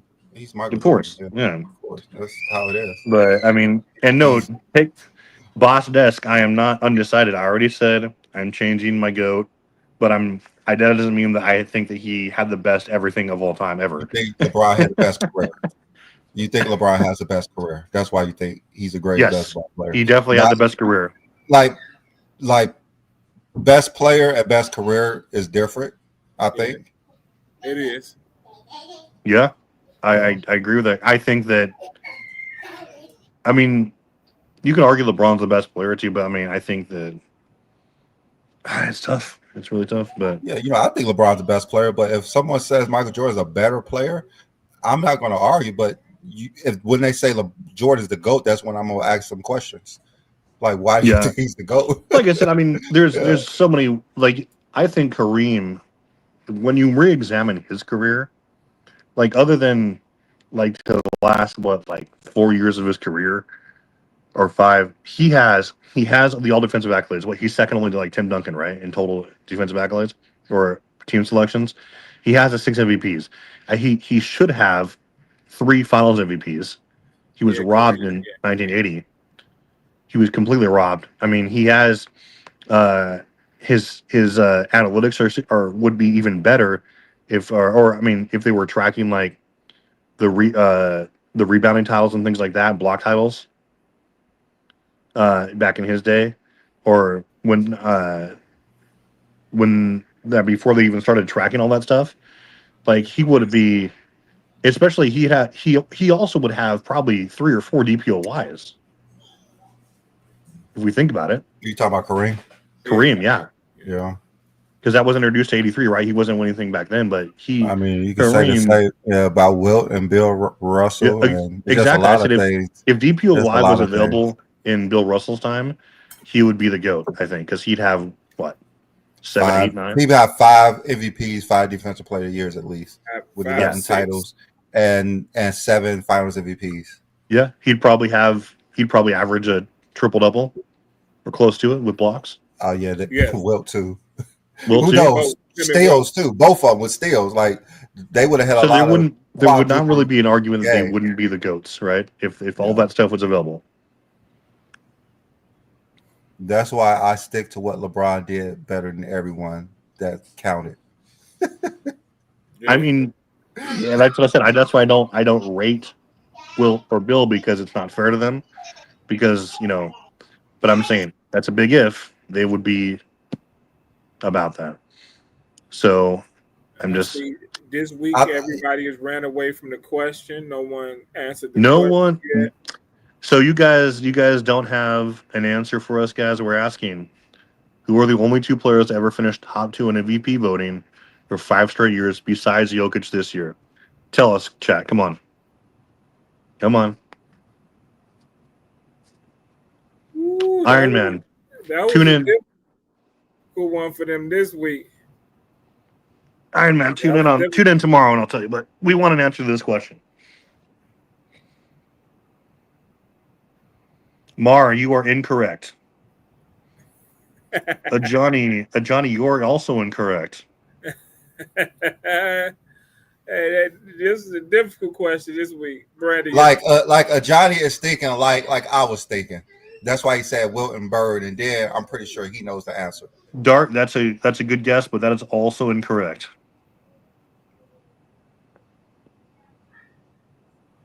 And Boss Desk, that's 1 or 2. They finished, not just 2. It's 1 or 2. Obviously. Put it back up. That's the problem with understanding basketball today. Danny Mac, how is LeBron not top 10, bro? Even if you hate the man with a burning passion, what that means you have no criteria. And I challenge you to. I mean, I respect your take sometimes, Danny, but come on, like we can't be foolish. Like this. I mean, Skip criteria has LeBron as a GOAT, so he has a criteria. Hey, you saw when Gilbert Arenas did that whole broke down his own criteria, and he had LeBron as the GOAT. Oh, come on, Johnny, you know that's not right. No, incorrect. But Mar wants the question back up. I just put it up. Jeez. Yeah, Mar. Also, bro, you didn't tell us what you wanted to talk about, dude. I had to make it up. You failed in your duty since you won last week. Don't do that again. Last Joker was the only 2 players ever to finish top 2 in MVP voting for 5 straight years. 5 straight years. I mean, it's only between 3 players. To be honest with you, it's just 3 players that you could think of. Yep. LeBron ain't top 5. Wow, these are some bad takes. Wow, that's based off people's feelings, man. It is their feelings. It's really. But this is if someone gets this, I mean, Brandon and John got the other one really fast. Schooling you guys here. Yeah, I think we need to leave this up and give them a chance to put it on Go James Kingdom Facebook page as the answer to the end of today, because I don't think nobody's going to get it. Yeah, no, I mean, you're probably right. I mean, we could, since we've been talking about the GOAT here, do you want to drop the link for a few minutes, give people maybe 10 minutes to figure it out, then we can get out of here?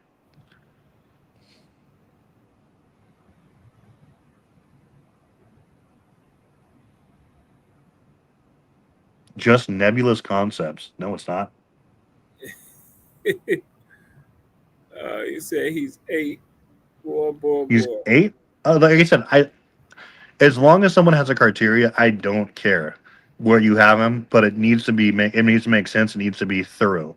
Okay, It just need to be consistent for your top tier. consistent. Yeah, You and can't have if you can make it so that LeBron is fitting your criteria and he's number 8, then whatever. But if you don't have it, you're just saying that out of I just want them to come up and tell me their criteria.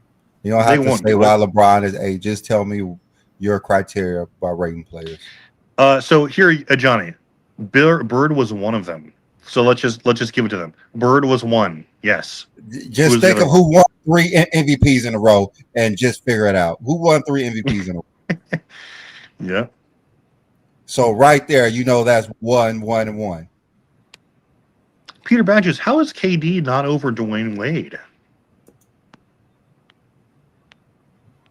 I mean, I respect Peter Badges a hell of a lot.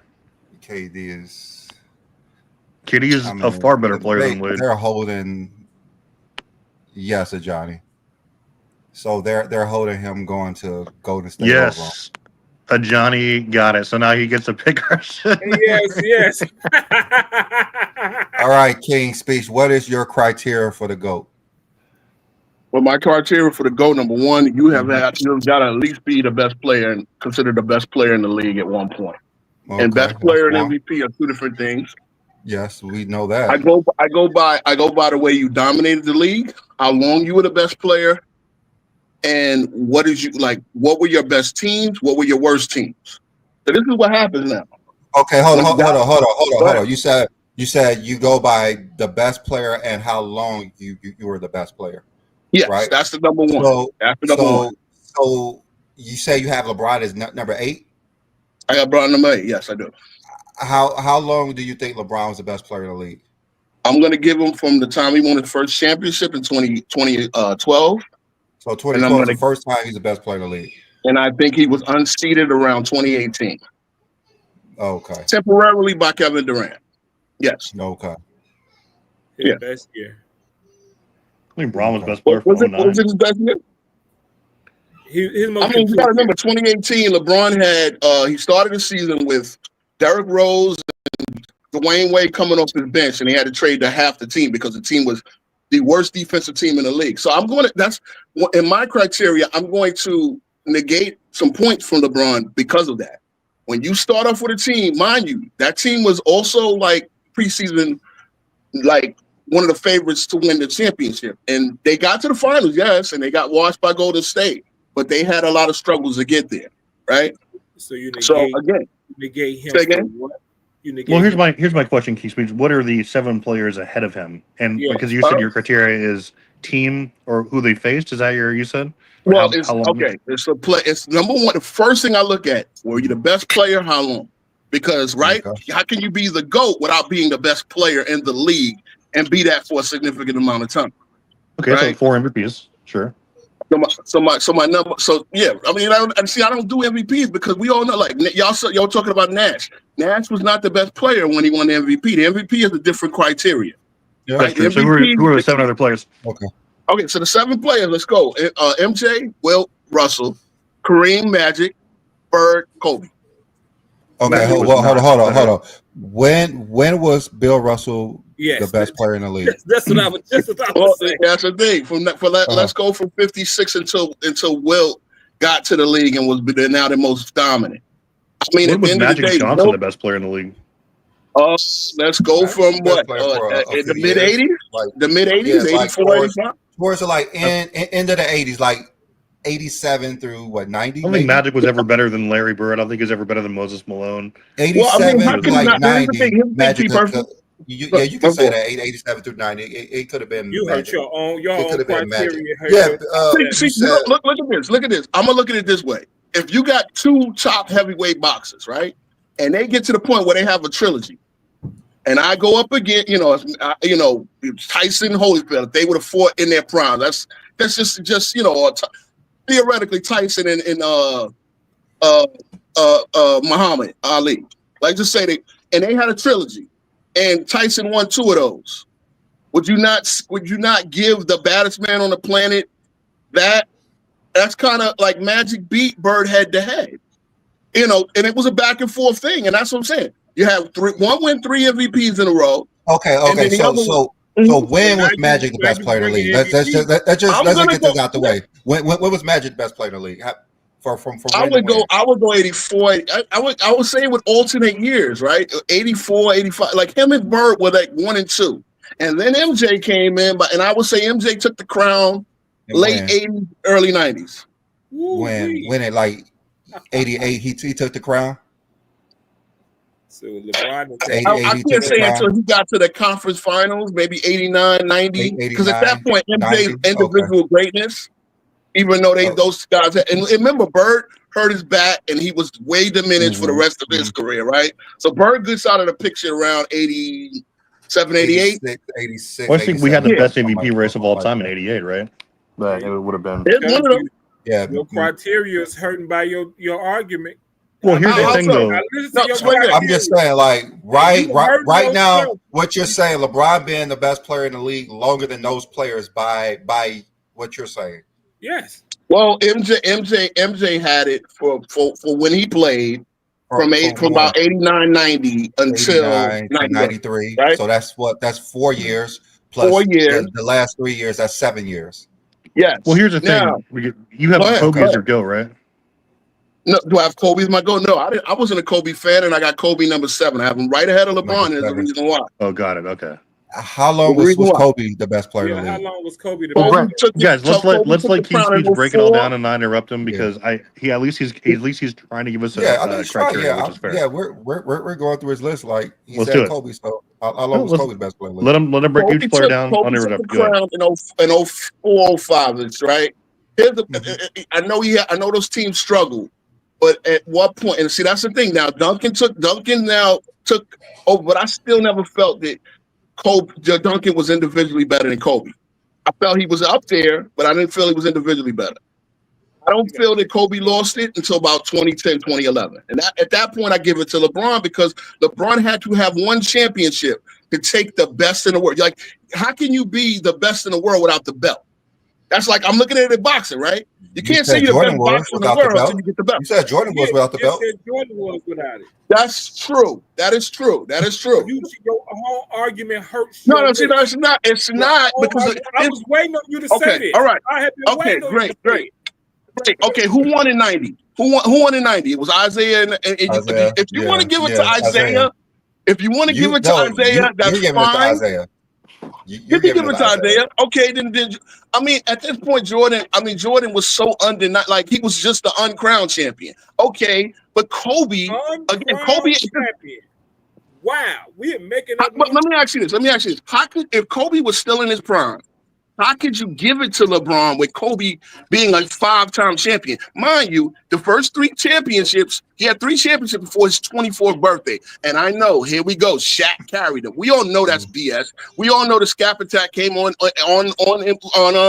FYF and killed that because we know that Kobe was the MVP of the Western Conference Finals, which everybody knows was a real finals, right? Because we know that San Antonio was that much better than anybody who's coming out of the East. So Kobe doing that as much as he did, again, I was no Kobe fan. I rooted against Kobe. I rooted against MJ. But if I'm going to give the best in the world, you got to have a belt. Now, see, Jordan was the people's champ, I guess, if you want to say that. If we had to wait till 91 to give him the crown. I don't mean to interrupt you. But who Go was ahead. the MVP of the 2016 Eastern Conference Finals? 2016 Eastern Conference Finals, that would be LeBron, of course. That would be LeBron, of course. But who was in it? But wait a minute. The Eastern Conference Finals, who did they play in 2016, sir? It made no difference to me. I mean, they didn't play at San Antonio. I mean, you get what I'm saying. We all know that the Western Conference Finals, OKC versus the real main event. Let's just get back on your criteria, so we won't get too far off. Yeah, so we won't get too far I don't want to. Yeah. All right. So you said you got to be the best player. Well, here I have a question for King's Speech here, really fast. And I mean, I actually agree with you a little bit there that Kobe had it, like Kobe during his 5 rings went through, I would say, some of the tougher competition of all times, especially because he was going through and he was putting up first option numbers in 01 and 02. Not necessarily in 2000. I think Shaq clearly was Yeah, the, 2000. but he Remember, was he's only in, 20. yeah. So like against the Kings, against the Spurs, like yeah, he was transcendent. But there's still, I mean, if you're just going by the belt, if you want to talk about like who was the best team or the best guy in the team that won, sure. But I don't think there's an argument for him being a better overall player in any respect than LeBron in 09 or 10. Especially because not only was LeBron the MVP, but every one of his stats dwarfed Kobe's, especially shooting splits, analytics. He had a higher impact on his team. He was doing it with less help. I mean, if you want to say Kobe Arguable. was the best player in the playoffs, sure, especially that finals in 09. But yeah, I mean, I'm still trying to get where he's saying Kobe Bryant was the best player. 09. Would you say 2005? No. I mean, he said 2000 when he was the belt winner in 09, 10. So he was only the best player for 3 years? No, see, this is the thing, right? Okay. When you were a 3-time champion, right? You're a 3-time champion. We know Kobe went through a couple of struggle years, right? Rebuilding the Laker team. Well, the guy that was winning champions or the guys that were winning like nobody on Detroit would have took the belt in 2004, right?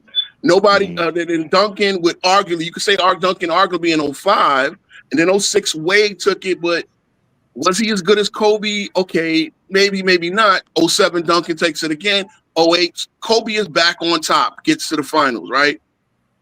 Garnett, all these guys. I wanted one of them guys to take the crown, but at this point, Kobe now in his prime, putting up the numbers he's putting as a 3-time champion. So you can't take the belts you already have away.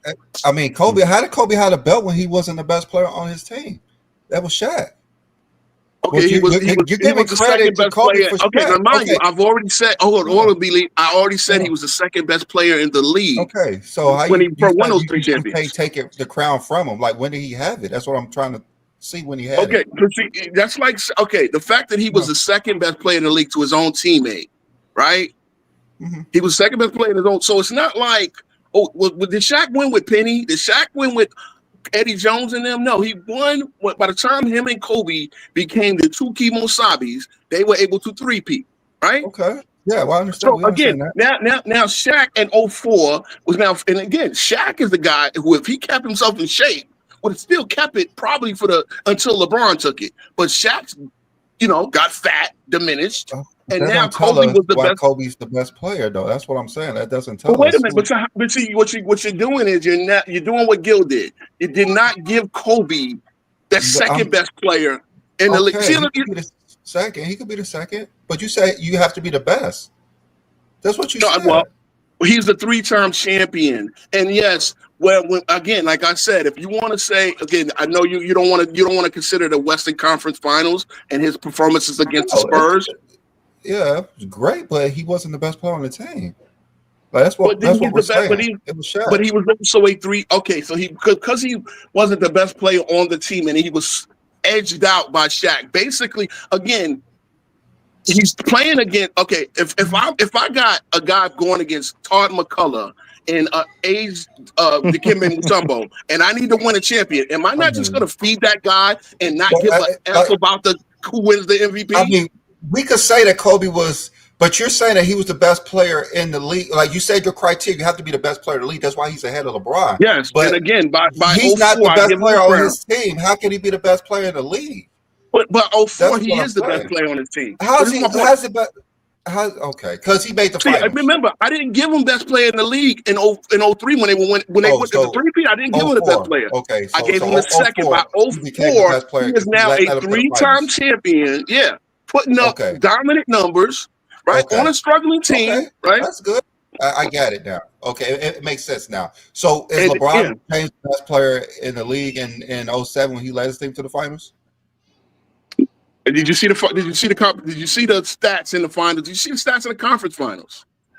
I mean, that was actually Kobe's best series. Kobe's stats in the finals in 2004? No, Kobe's best series. Kobe was horrible in 2004. So what you talking about LeBron then? Like, that's what I'm saying. Kobe's best series was 2002 versus the Suns. But by the same token, he was already a 3-time champion. See, you got to put the resume best player on the team, not the best player in the league, like you said. Oh, by the way, guys, great point from Pete Bagjuice here.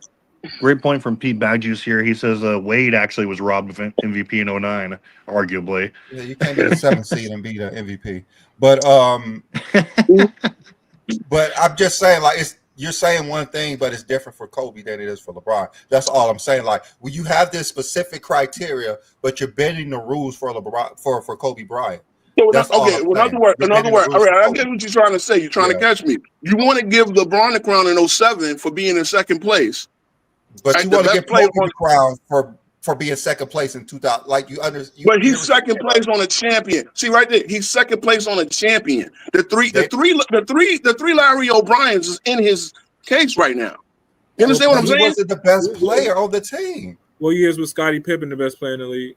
Yeah, like that None. doesn't make. Yo, Scottie Pippen was never the best player in the league. That's so not why even. you say Kobe?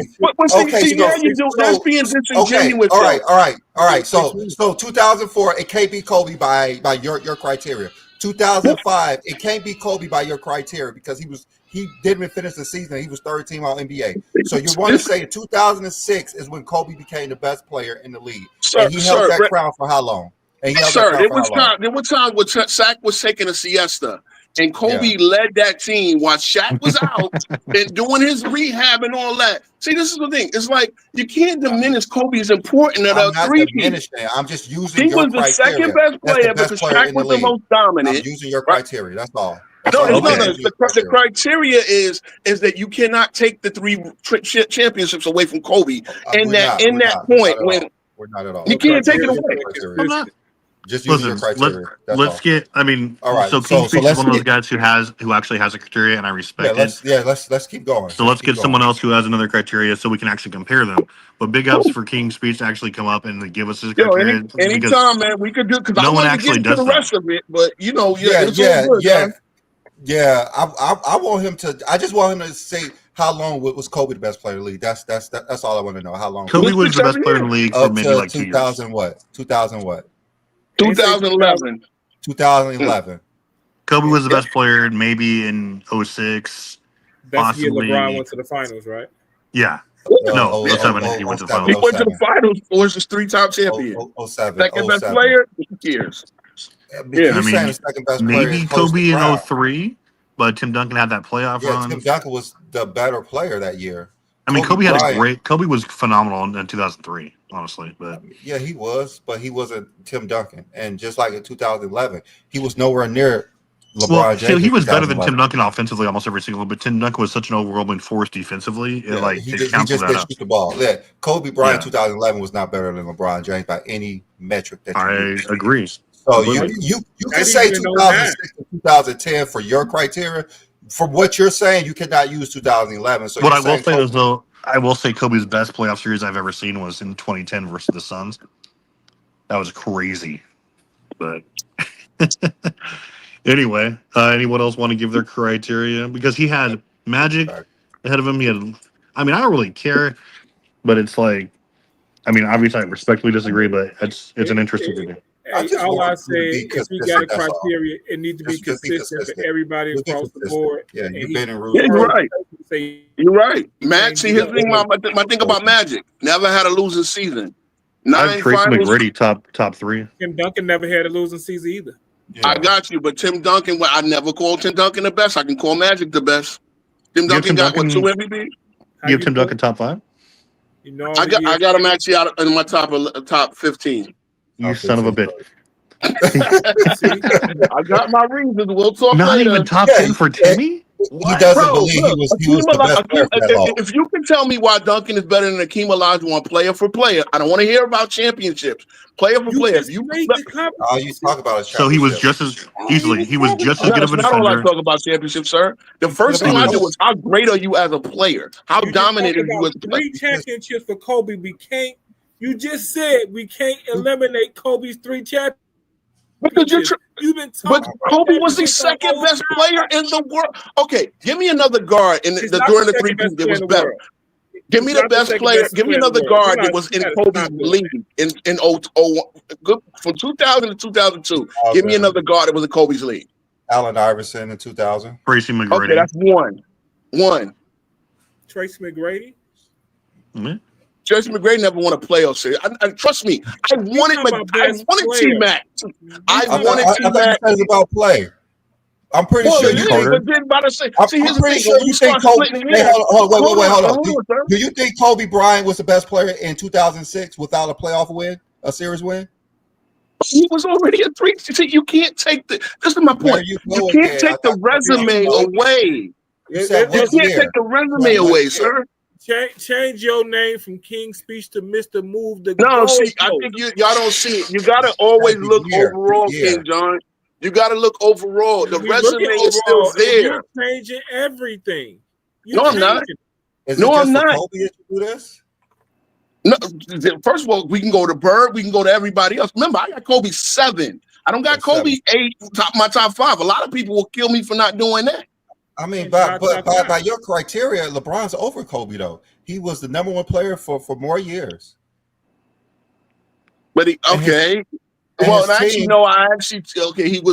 in 2012. Here's the problem. I'm going to give the problem. You don't get to my negatives. I'm going to take points away from LeBron for a season like 2023. And y'all can say he was 38 or all you want.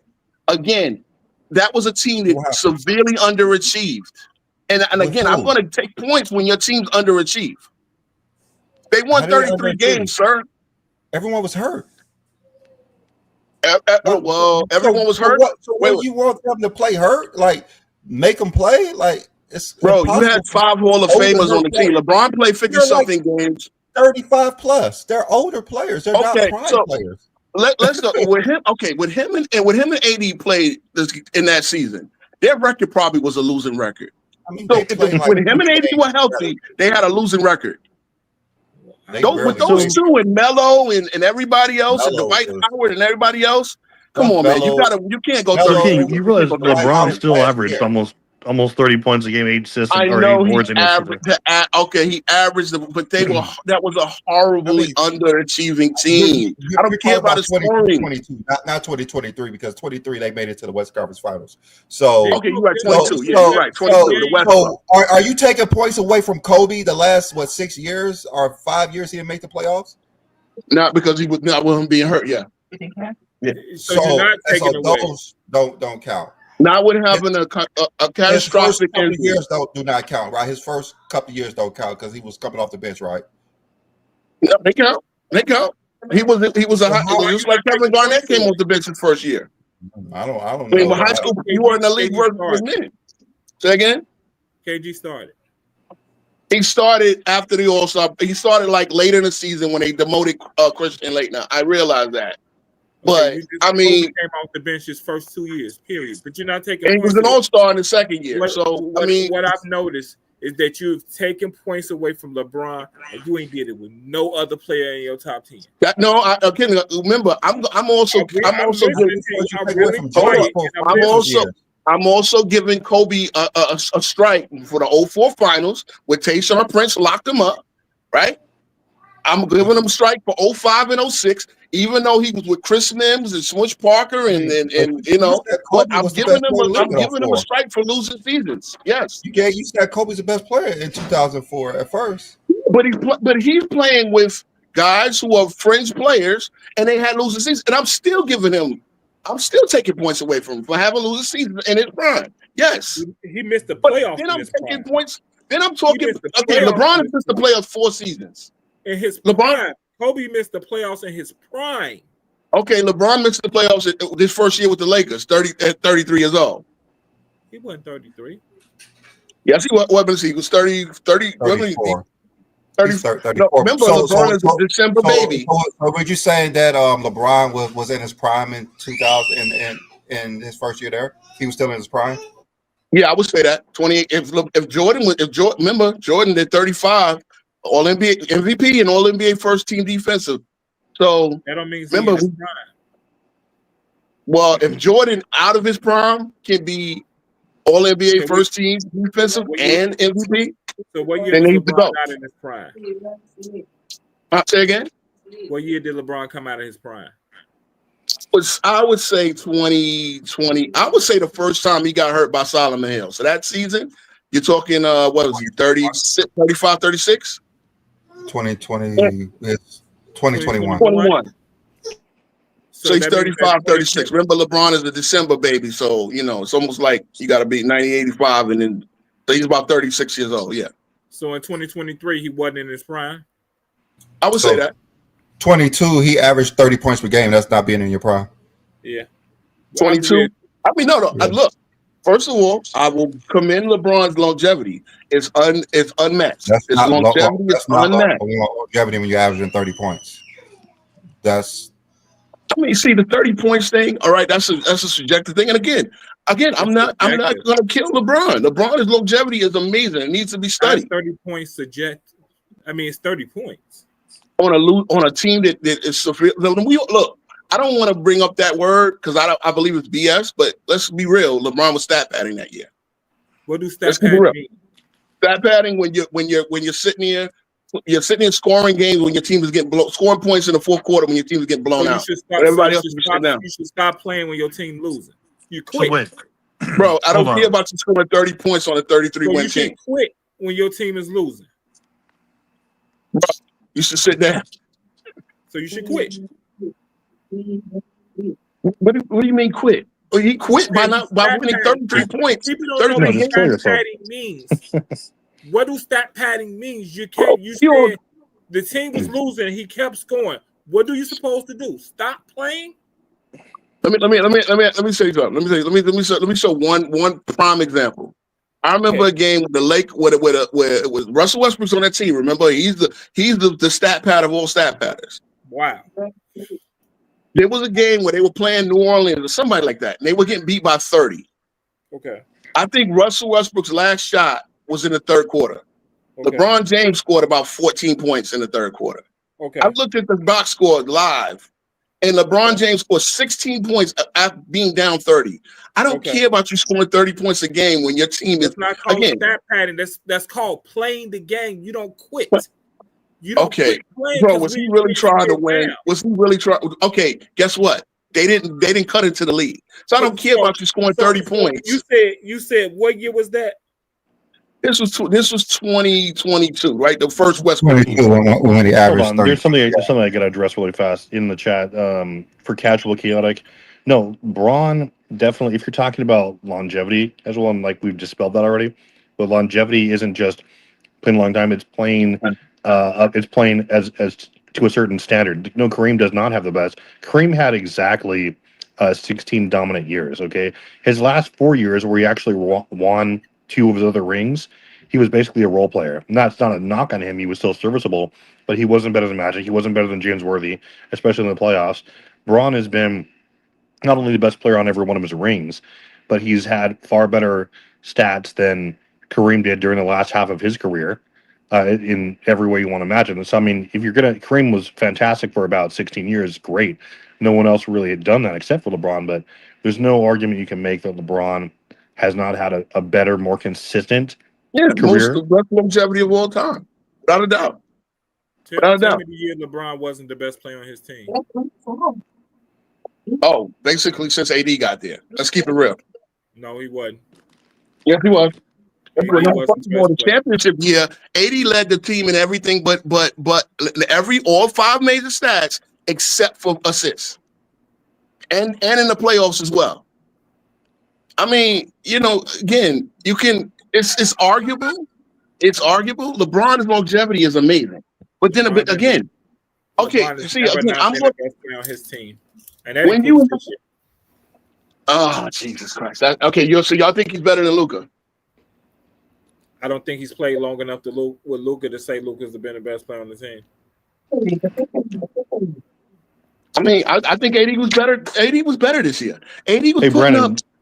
One thing I got to tell you, Brennan, is that Luka is phenomenal, but you were right, and I don't think it's a surprise. Luka has been a cone on defense. Like every game that I watch, they punt the shit out of that man. And LeBron is a statue, and the film will tell you that. You're not paying attention to the game, bro. I am paying attention to the game. LeBron plays his own defense. I know they said that the Lakers defense would be better because players would drive past Luka, which I don't know how that make any sense, but apparently that's not true. Like he was Curry's bitch. He was the guy. He was everyone's. It's just like Okay, Like I said, he's going to has get AD hunted. not been He's going to get has hunted. AD not been the defensive player of the Lakers the last at least? Was he not? Has he not been their best defensive player? Can we Yes, of admit course. that? Of course. LeBron has stopped playing defense. We understand it, and that's evidenced by the fact that he has not been on an all NBA What defensive does team that mean? first He or stopped second. playing defense. What do that mean? Well, he hasn't been on an NBA all defensive team since 2014 So when he was 29. He's 40 now. He has not been on an all NBA defensive team in a decade. So you telling me every player who's not on a all defensive team is not playing defense? Because LeBron only has made capability. 5 all defensive teams. Hakeem made 5 all defensive teams. Yes, and he hasn't done it in a decade. Again, it's evident by the lack of effort. Only made 5. Hakeem Olajuwon only made 5 all defensive teams. As a center, and that's a lot. Remember, there's 2 spots for forward. There were like 1 or 2 spots back then, and you're competing with David Robinson, Alonzo Mourning, Patrick Ewing. What's the other guy? You're saying Hakeem didn't play any defense because he's only. Okay, you got 6 spots in LeBron's era to make an All NBA defensive team. You don't get one of them. What's 6? Well, you got 2 forwards on each team, right? One first, second, and third. Ain't no third team. There's no third team. Okay, so you got 4. Hakeem was fighting for 2. I thought it was a third team, but okay. I mean that tells you how. But wait a minute, when you're playing in an era with Dikembe Mutombo and Patrick Ewing and David Robinson, you got to go out there and get 4 or 5 blocks a game. So you're saying that Hakeem didn't play defense because he was an all defensive. Hakeem is one of the best 2 defensive players of all time. If you don't make all defensive team, you're not a good defender. Bro, technically Hakeem made 9 all defensive teams. He was just 5 first and 4 second. He said Hakeem is one of the top defensive players of all time. Top 2, him and Russell. To me, that's the most scary defense. So if he's top 2 all defensive players of all time, why are you bringing up other names? It shouldn't even matter if he's top 2. If he's top 2 all time, why even say anybody else's name? Because their name shouldn't even matter. Well, Dikembe Mutombo is probably top 5 to 10. Mutombo isn't top 2, is he? Well, again, you gotta outshine. You gotta outshine guys who are amazing. You said Hakeem is top 2. I mean, you're talking an era where Mark Keaton was blocking 5.5 shots a game. So of course, guess what? He's going to get one of those spots those years. He's blocking 5.5 shots a game. Is Mutombo top 2? Well, King's Speech, I think you're forgetting the main point of this King's Speech is that Tracy McGrady is the actual GOAT, and I don't want to hear any other arguments against that. T-Mac was a bad boy. Unfortunately, he never won a playoff series. That's the one thing holding him back. I would definitely have him in my top 30 if he did, if he won a ring or 2. But again, what's up, Haskell? Hey, what's the word, Pete Bag man? Juice? Yeah, Pete, where were you on the question, man? You were slacking. Man, I had one right. I had Bird. I couldn't think of the other one. You guys let Johnny, our boss, get that, right? So now he's gonna come up with some weird shit for us to do. He's gonna come up with some weird shit for next week. He knows he is, dude. Hey, you know it's gonna be LeBron related too. Of course. Who knows, man? Who knows? Who might be? So what's up? What do you think about the show? I wanted to pivot a little bit because when Buddy brought up Luka, it made me think of something. I thought that I've been having through my head the last couple of days about how everybody 30 ain't the same 30. Like Luka 34 last year. I got somebody got background. It's King's Speech. Yeah, Luka's 34 last year is not like a Jordan 34, 35, and 88. You know what I'm saying? Same thing with Harden. And I just wanted to take it away from the stats a little bit because I'm a big stat dude too. I remember last week we was talking about, the worst playoff meltdowns, and we was bringing up the fact that, if a guy shoots 56% in a playoff series and on high volume averages like 30 plus, that's an obvious sign of like dominance. So I'm into the numbers and all that too, but I'm not a numbers end all be all guy. I do believe in such a thing as intangibles, right? Intangibles are a thing that can't be measured and it's subjective, right? So there's really no way to have a debate regarding intangibles. But I will say this.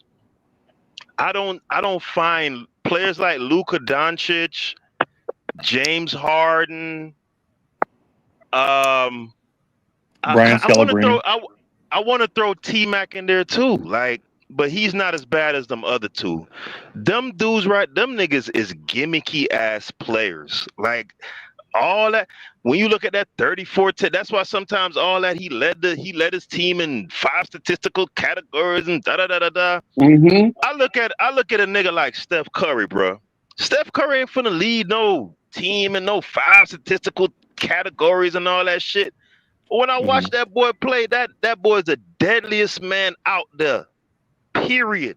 Make motherfuckers shit in they goddamn pants. And more than that, he maximizes mid-tier players. Right? When you look at that 2016 squad, I think they're like second or third in net rating all time, right? With Klay Thompson, and this is no knock on Klay Thompson, but Klay Thompson is no world beater, right? Doing what he did in 22 with Wiggins. You see, I weigh things like that heavily, and that's why you were shocked by my Wade over Durant take, but Durant, he's another one, and I see Anthony Edwards following right behind him. He's that nigga. He's one of them dudes who come to the gym with their flip flops on. You know, they just hit a big spliff in the car before they came in. They super cool in a Oprah run type of setting where everything is all good and you got good players. He's the best in the world. Like in a Team USA setting, open gym, you running up and down. Man, he gonna murder you. He gonna go for 30. He gonna shoot 55%. All of that. But the intangibles with Durant, it ain't there, bruh. It's not, like I said. He's a too cool for school ass nigga. So he's a nigga that makes burner accounts because he getting criticized. And I know you probably look at that as I'm talking about on the court. I think we worry about too much about what these guys do off the court, and let's talk about the basketball on the court. Because you judging something you can't judge it at all because you don't know it. You're coming off the mindset of somebody else saying something and you choosing that. KD is that nigga. Let's stop trying to explain it any other way. He is that dude. He's better than Wade. No, he's not. You can't even explain how he's not better than Wade. Nigga, I can't explain. Dwayne Wade. I'm gonna tell you what you did. I'm gonna tell you what you did. You want to bring intangibles in the conversation because you can't explain it no other way. So you're trying to make up something that you said it yourself. It can't be judged. So you're gonna judge it off of your own mind and say this is how I'm making him better than Wade off intangibles that nobody on here can judge based off of your own mindset. Well, that's I'm giving my own personal opinion. Well, Haskell, what do you mean by intangibles? Real quick. Hold on. So real fast, Haskell. So I just want to answer your question. Yeah. So real quick, what I was going to say is about the whole making burner accounts, right? Because I don't know, when I was in the military, we had a saying, I learned a saying, the way how a man does one thing is the way how a man does all things, right? And there's certain things in a player's psychological profile that are apparent when you have a trained eye and you're watching them. But going away from intangibles. One question about intangibles, Haskell. Is that you know that KD, though, by intangibles, I mean, there's lots of, like, he sells a lot of merch.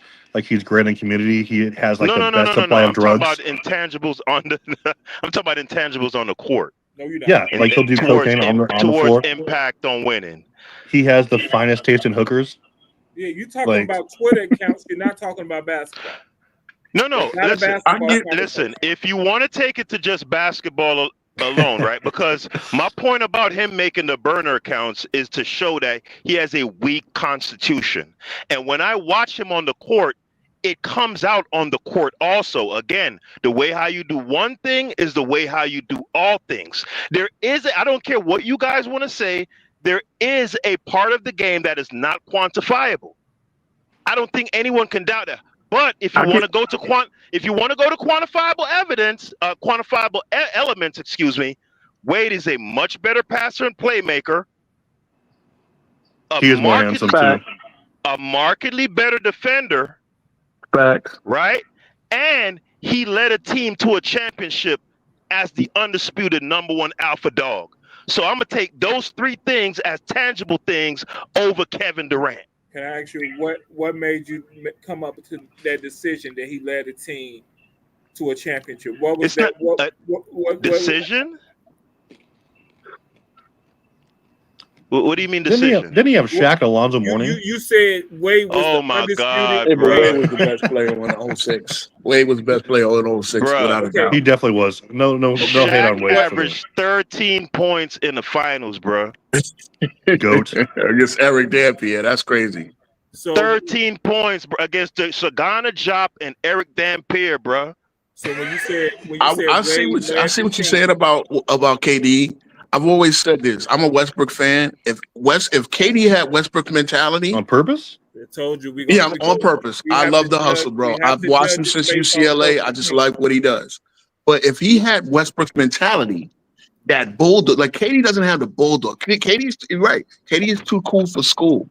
Like I should not see a Tony Allen and Chris Paul be able to guard KD at any point. And I saw that. I saw them face guard this guy, and he couldn't do nothing. And at 6'11", whatever the hell he lists himself at, KD he doesn't have that bulldog in him. Now he's skilled, but when it comes to skill, I mean, he might be top 2, top 3 skilled players of all time. Like, a prototype. But between the weight room, he might have needed some weight room stuff, and he just needs a killer mentality, and he don't necessarily have. Bottom line, you guys have Wade over Durant all time. Is that what you're saying? Oh, I don't know. I haven't even got that far down my list, especially considering the new players like that. Because I made my list back in 2010, and like those guys were still playing. They still had stuff to make that add to that attributes. I did put LeBron in. You said I made mine in 2010, and then I considered LeBron's his run. I apologize for my take on yours because back in 2010, so you ain't got an updated list, so it explains everything. No, I do have an updated list. I did put guys like LeBron in there because their greatness has been so undeniable, and I put it in considerate of guys that completed their careers, right? Again, I've always said this, LeBron's career is still going. And the problem is, here's the thing, I'm going to negate him only getting out of the first round in the Western Conference 2 years out of 6. Now, if they get knocked out in the first round, that's another strike against him. He has Luka on his team. If you're going to knock him for that, Jordan didn't get out the first round for 3 years. I got you, but where's the Luka AD? Where was the Luka AD on those teams, sir? Where were the Luka or AD on those teams, sir? Once again, what you're doing is nitpicking. I've listened to but if you're gonna do that, then I'm also gonna consider the LeBron. I don't fault LeBron for not getting to the playoffs his first 2 years. LeBron's career. It's not nitpicking. Yes, you have. It's not because, sir, this is the GOAT list. This is the great. See, that in your top 7. But wait, sir, you're comparing him to a Bill Russell who won 11 out of 13 years. You nitpicked it. You're steady nitpicking LeBron's career, and you're not equal. If you want to nitpick, no, I am. No, trust me, I am. Trust me, I am. I'm nitpicking. As long as you fair to every player on your list the same way. That's complete. all I ask for consistency. Complete. You told me about a game with LeBron, so I want you to tell me about games with every player that you name, so we can know you're being consistent. Great. I can tell you about series with LeBron. I can tell you about a lot of things. LeBron, again, you're talking every player, not just LeBron. Every player has had bad games. You have not. You said Magic Johnson was on your list, right? Magic Johnson's on my list. Yes. So you realize that Magic Johnson, I don't care about playoff losses, but he was he was never the best player in his own team except for maybe 87, and that includes when they were winning championships. Do you think he wasn't the best player in 85? No, I'd definitely give that to either Kareem or Worthy too. I mean, he was a leader, right? Playoffs, Magic Johnson averaged 16 assists almost. No, 15.2. I think that's a record. He never had. I mean, that versus 4 turnovers. I mean, he was so dominant. And again, I'm going to look at it. You want to talk about intangibles? Magic is one of the few players that could dominate without taking 10 shots. He could dominate a game not taking 10 shots. Like, Yeah, but again, Magic Johnson. Magic Johnson. And if you want to say Magic Kareem Johnson was the great, best but player in also he 85, was- I got to go back and really, really look. But Magic Yeah, in but 85. he also for like the majority of his rings, he had the most help in NBA history, dude. Like if you're gonna Okay, make a but see, ranking, you know what I'm not going to do then? I'm not going to fault you for winning with help. The same way I'm not going to fault LeBron for winning with help, because LeBron had a ton of help in all of his championship runs, right? Mm-hmm. Everybody. So said winning with help, Everybody that's the same thing you do with Everybody Russell, said right? help. Russell had a ton of help because Auerbach put together a dynasty, which again, no free agency, meaning that team was going to stay together every year, and it was going to be almost impossible to knock them down. But again, guess what? They didn't win before Russell. They didn't win after Russell retired, and they still had a deep team there. So Russell was the main battery in an 11 championship winning dynasty. So I'm not gonna just say, oh, you had help. So that's the Kobe Shaq argument. So Stupid. King Speech, if we had 10 players, if we just had like 10 resumes on the ground, right, of 10 players, and I picked up two of them, right, and I read off one of the players' resumes that said, hey, this guy has 4 MVPs, 4 Finals MVPs, he has 6 All Defensive First Teams, he's averaged 27, 8, and 6 on 52% shooting for his career. Player B has 3 MVPs, 3 Finals MVPs, and he averages 19, 11, and like 6 for his career. He's analytically inferior to player A. He doesn't have as much of an impact, and he had a lot more help for his career. Which player are you ranking higher just based off that? I'm going to see again. I'm going to look over a lot of context, and I know they played this game on Gil's Arena. It's not like name to match the resume, so I'm not even going to try to guess. But what I'm going to do is I'm going to look at the totality of the career, because that's one thing I cannot do is just go, okay, all great accolades versus nothing. I'm going to see which player had more help, which player had. If you had losing seasons as one of the GOATs, that's going to knock against you a little bit. It's going to knock against you. Because again, we're talking GOAT. There's a reason, how many Hall of Famers, it's a lot of stuff that goes into that. It's not an exact science. You're right. So, losing seasons, though, that depends on your help entirely. Like LeBron had zero help. Okay, when I say you have a losing season, when you have adequate help, see, again, the first 2 years with LeBron, I'm not going to kill him for that. Even though Zydrunas was technically an all-star in one of those seasons, I'm not going to kill him for that. The guy wasn't even 20 years old yet. But when you have losing seasons in the prime of your career with an AD on your team, and AD was hurt for 41 games, but you still had a losing record when AD played, I'm going to take that against you. I'm going to, because mind you, you in yourself said this team. AD had losing seasons before he got to LeBron. Okay, you're right. AD was with a terrible New Orleans franchise, and AD is not on my GOAT list. You understand what I'm saying? He's not on my greatest of all time list. See, greatest of all time and great right now, those are two different things as well. You contradict everything you say. Nah, that's not. No, because you got to understand, you're not looking at the fact. And then I let you talk, and then you'll contradict what you just said. You keep doing it. You can. No, sir. No, because I think you don't realize it's greatest right now. Because I like to listen. That's why I'm quiet. Okay, Joker is the greatest right. Joker's the best player right now, right? Joker's the best player right now, right? Him, Rihanna. He's not in my top, and I love Joker. I love everything about Joker. He's not in my top 20 yet because he has to do it for longer. He has to do it for longer. So again, remember, he has more speech to write. Say 80 is only 32. But again, yes, I'm going to, 80 got the one championship, and he's part of the losing with the Lakers as well. So I'm going to give him smoke as well. You understand what I'm saying? But that's the same token. Only one championship. Only one championship, and he's nowhere near my GOAT list, though, sir. That means he's a champion. We got to. He is a champion. I get it. Okay. One championship, because there are a lot of guys who don't have any. You're right. Well, like I said, King's Speech, there's a lot of. It takes a lot. It's great to have a criteria, and like I said, I just agree to disagree with a lot of that because I don't believe that losing factors into the GOAT debate whatsoever because it's so dependent on your team setup, situation, health, who you're playing, what the odds are. That's true. Yeah, you can That's impact fair. it, but like I really think the only real definition is what you actually do on the court yourself. And as long as you're not the reason your team's losing, which none of the really top 10 players of all time, they weren't really known for that. Right? Like, there's obviously instances you can nitpick, but I just think it's wild, kind of a reach to be like, hey, I'm going to factor in times you lost, and like the ranking. To me, that's kind of wild, just because it can't be consistent. Because you're not going to do it with Bird, you're not going to do it with Magic, you're not going to do it with But someone like guess what? Hakeem. Those guys didn't have, but Bird and Magic didn't have losing seasons. They And had Hakeem- winning records. I mean, when I say losing seasons, I mean Yeah, you they have were a- also drafted the two of the best teams of all time. I get that part as well. I'm going to take that into a factor as well. But again, what did you do? Again, one like Because Boston was Hakeem lost like in the first round, like 5 different times, 6 different times. again. I'll like- take losing in the first round over not making a playoff. See, again, that's the one thing. That's why I have Bird over Kobe, because Bird never missed the playoffs and Kobe did. So that, I mean, again, and then you take the end of his career when he was just there to pretty much usher in a new era. That's another factor.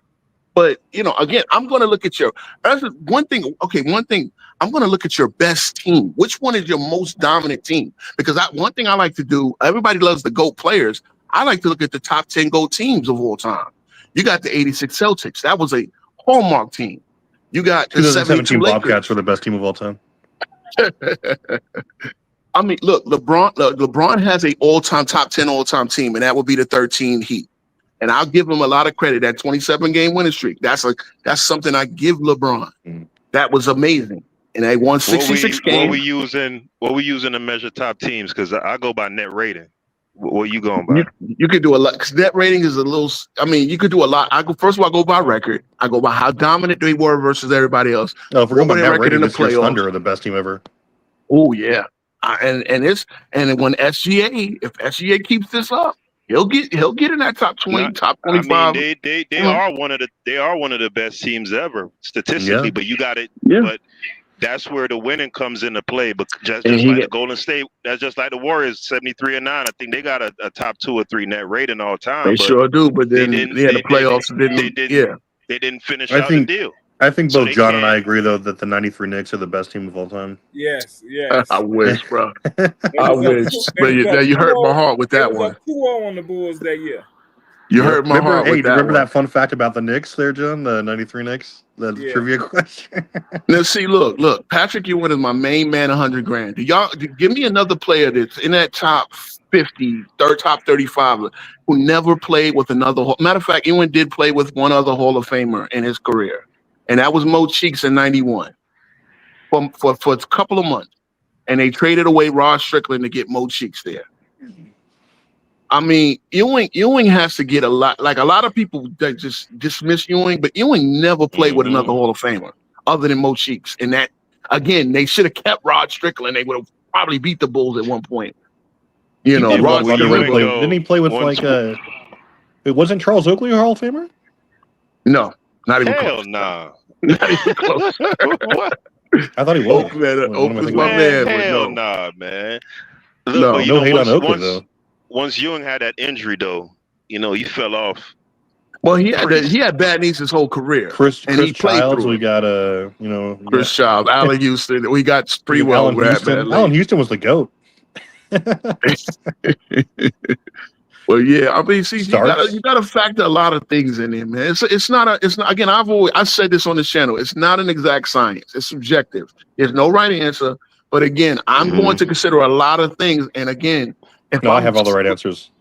If I'm splitting hairs, again, see, Will is another curious case. Will, a lot of people don't realize when his team moved to San Francisco, that the coach retired, and two of his like Paul Arizin and somebody else retired, right? Those were two of his best players because they didn't want to move to San Francisco. They didn't want to move to San Francisco because they weren't getting paid millions to go move to San Francisco. So they said, I'll just hang it up and I'll stay here in Philly. Wilt had to go over there with a bad team. And that gets factored in. So until he got back to Philly, they never had another great team, Yeah. And that gets factored into I've said this too, but winning. like John's heard me say this a million times, is that like with Wilt, it's so subjective, but like if everything was equal, all the awards were available for Wilt and Bill over there, like they'd be the goats. Like we wouldn't even have this conversation. They would We have wouldn't everything even have in this perpetuity. conversation at all. Yep, can't You- do it. you know See, what? That's why I always say I look at the '60s as a completely different sport. I know I pissed Buddy off the other night with that when I said it, but I just look at it's just too different a game. Like you could look at the '80s compared to now and see and say, yeah, it's a different game, or even the '90s, but the the pace is still pretty much Pace is within. crazy, so it takes the numbers No. down. Yeah. No. Well, I'm not saying I'm saying comparing the '80s to now or the '90s to now, the pace isn't that different. Even though the game, you can look at it and see that it is appreciably different just looking at it, but it's still close enough. It's still within the same, within the same ballpark to where you can reasonably make some sort of comparison. When I look at the '60s compared to like '90s or even today's basketball, it's literally like another galaxy or another dimension. Like That's true.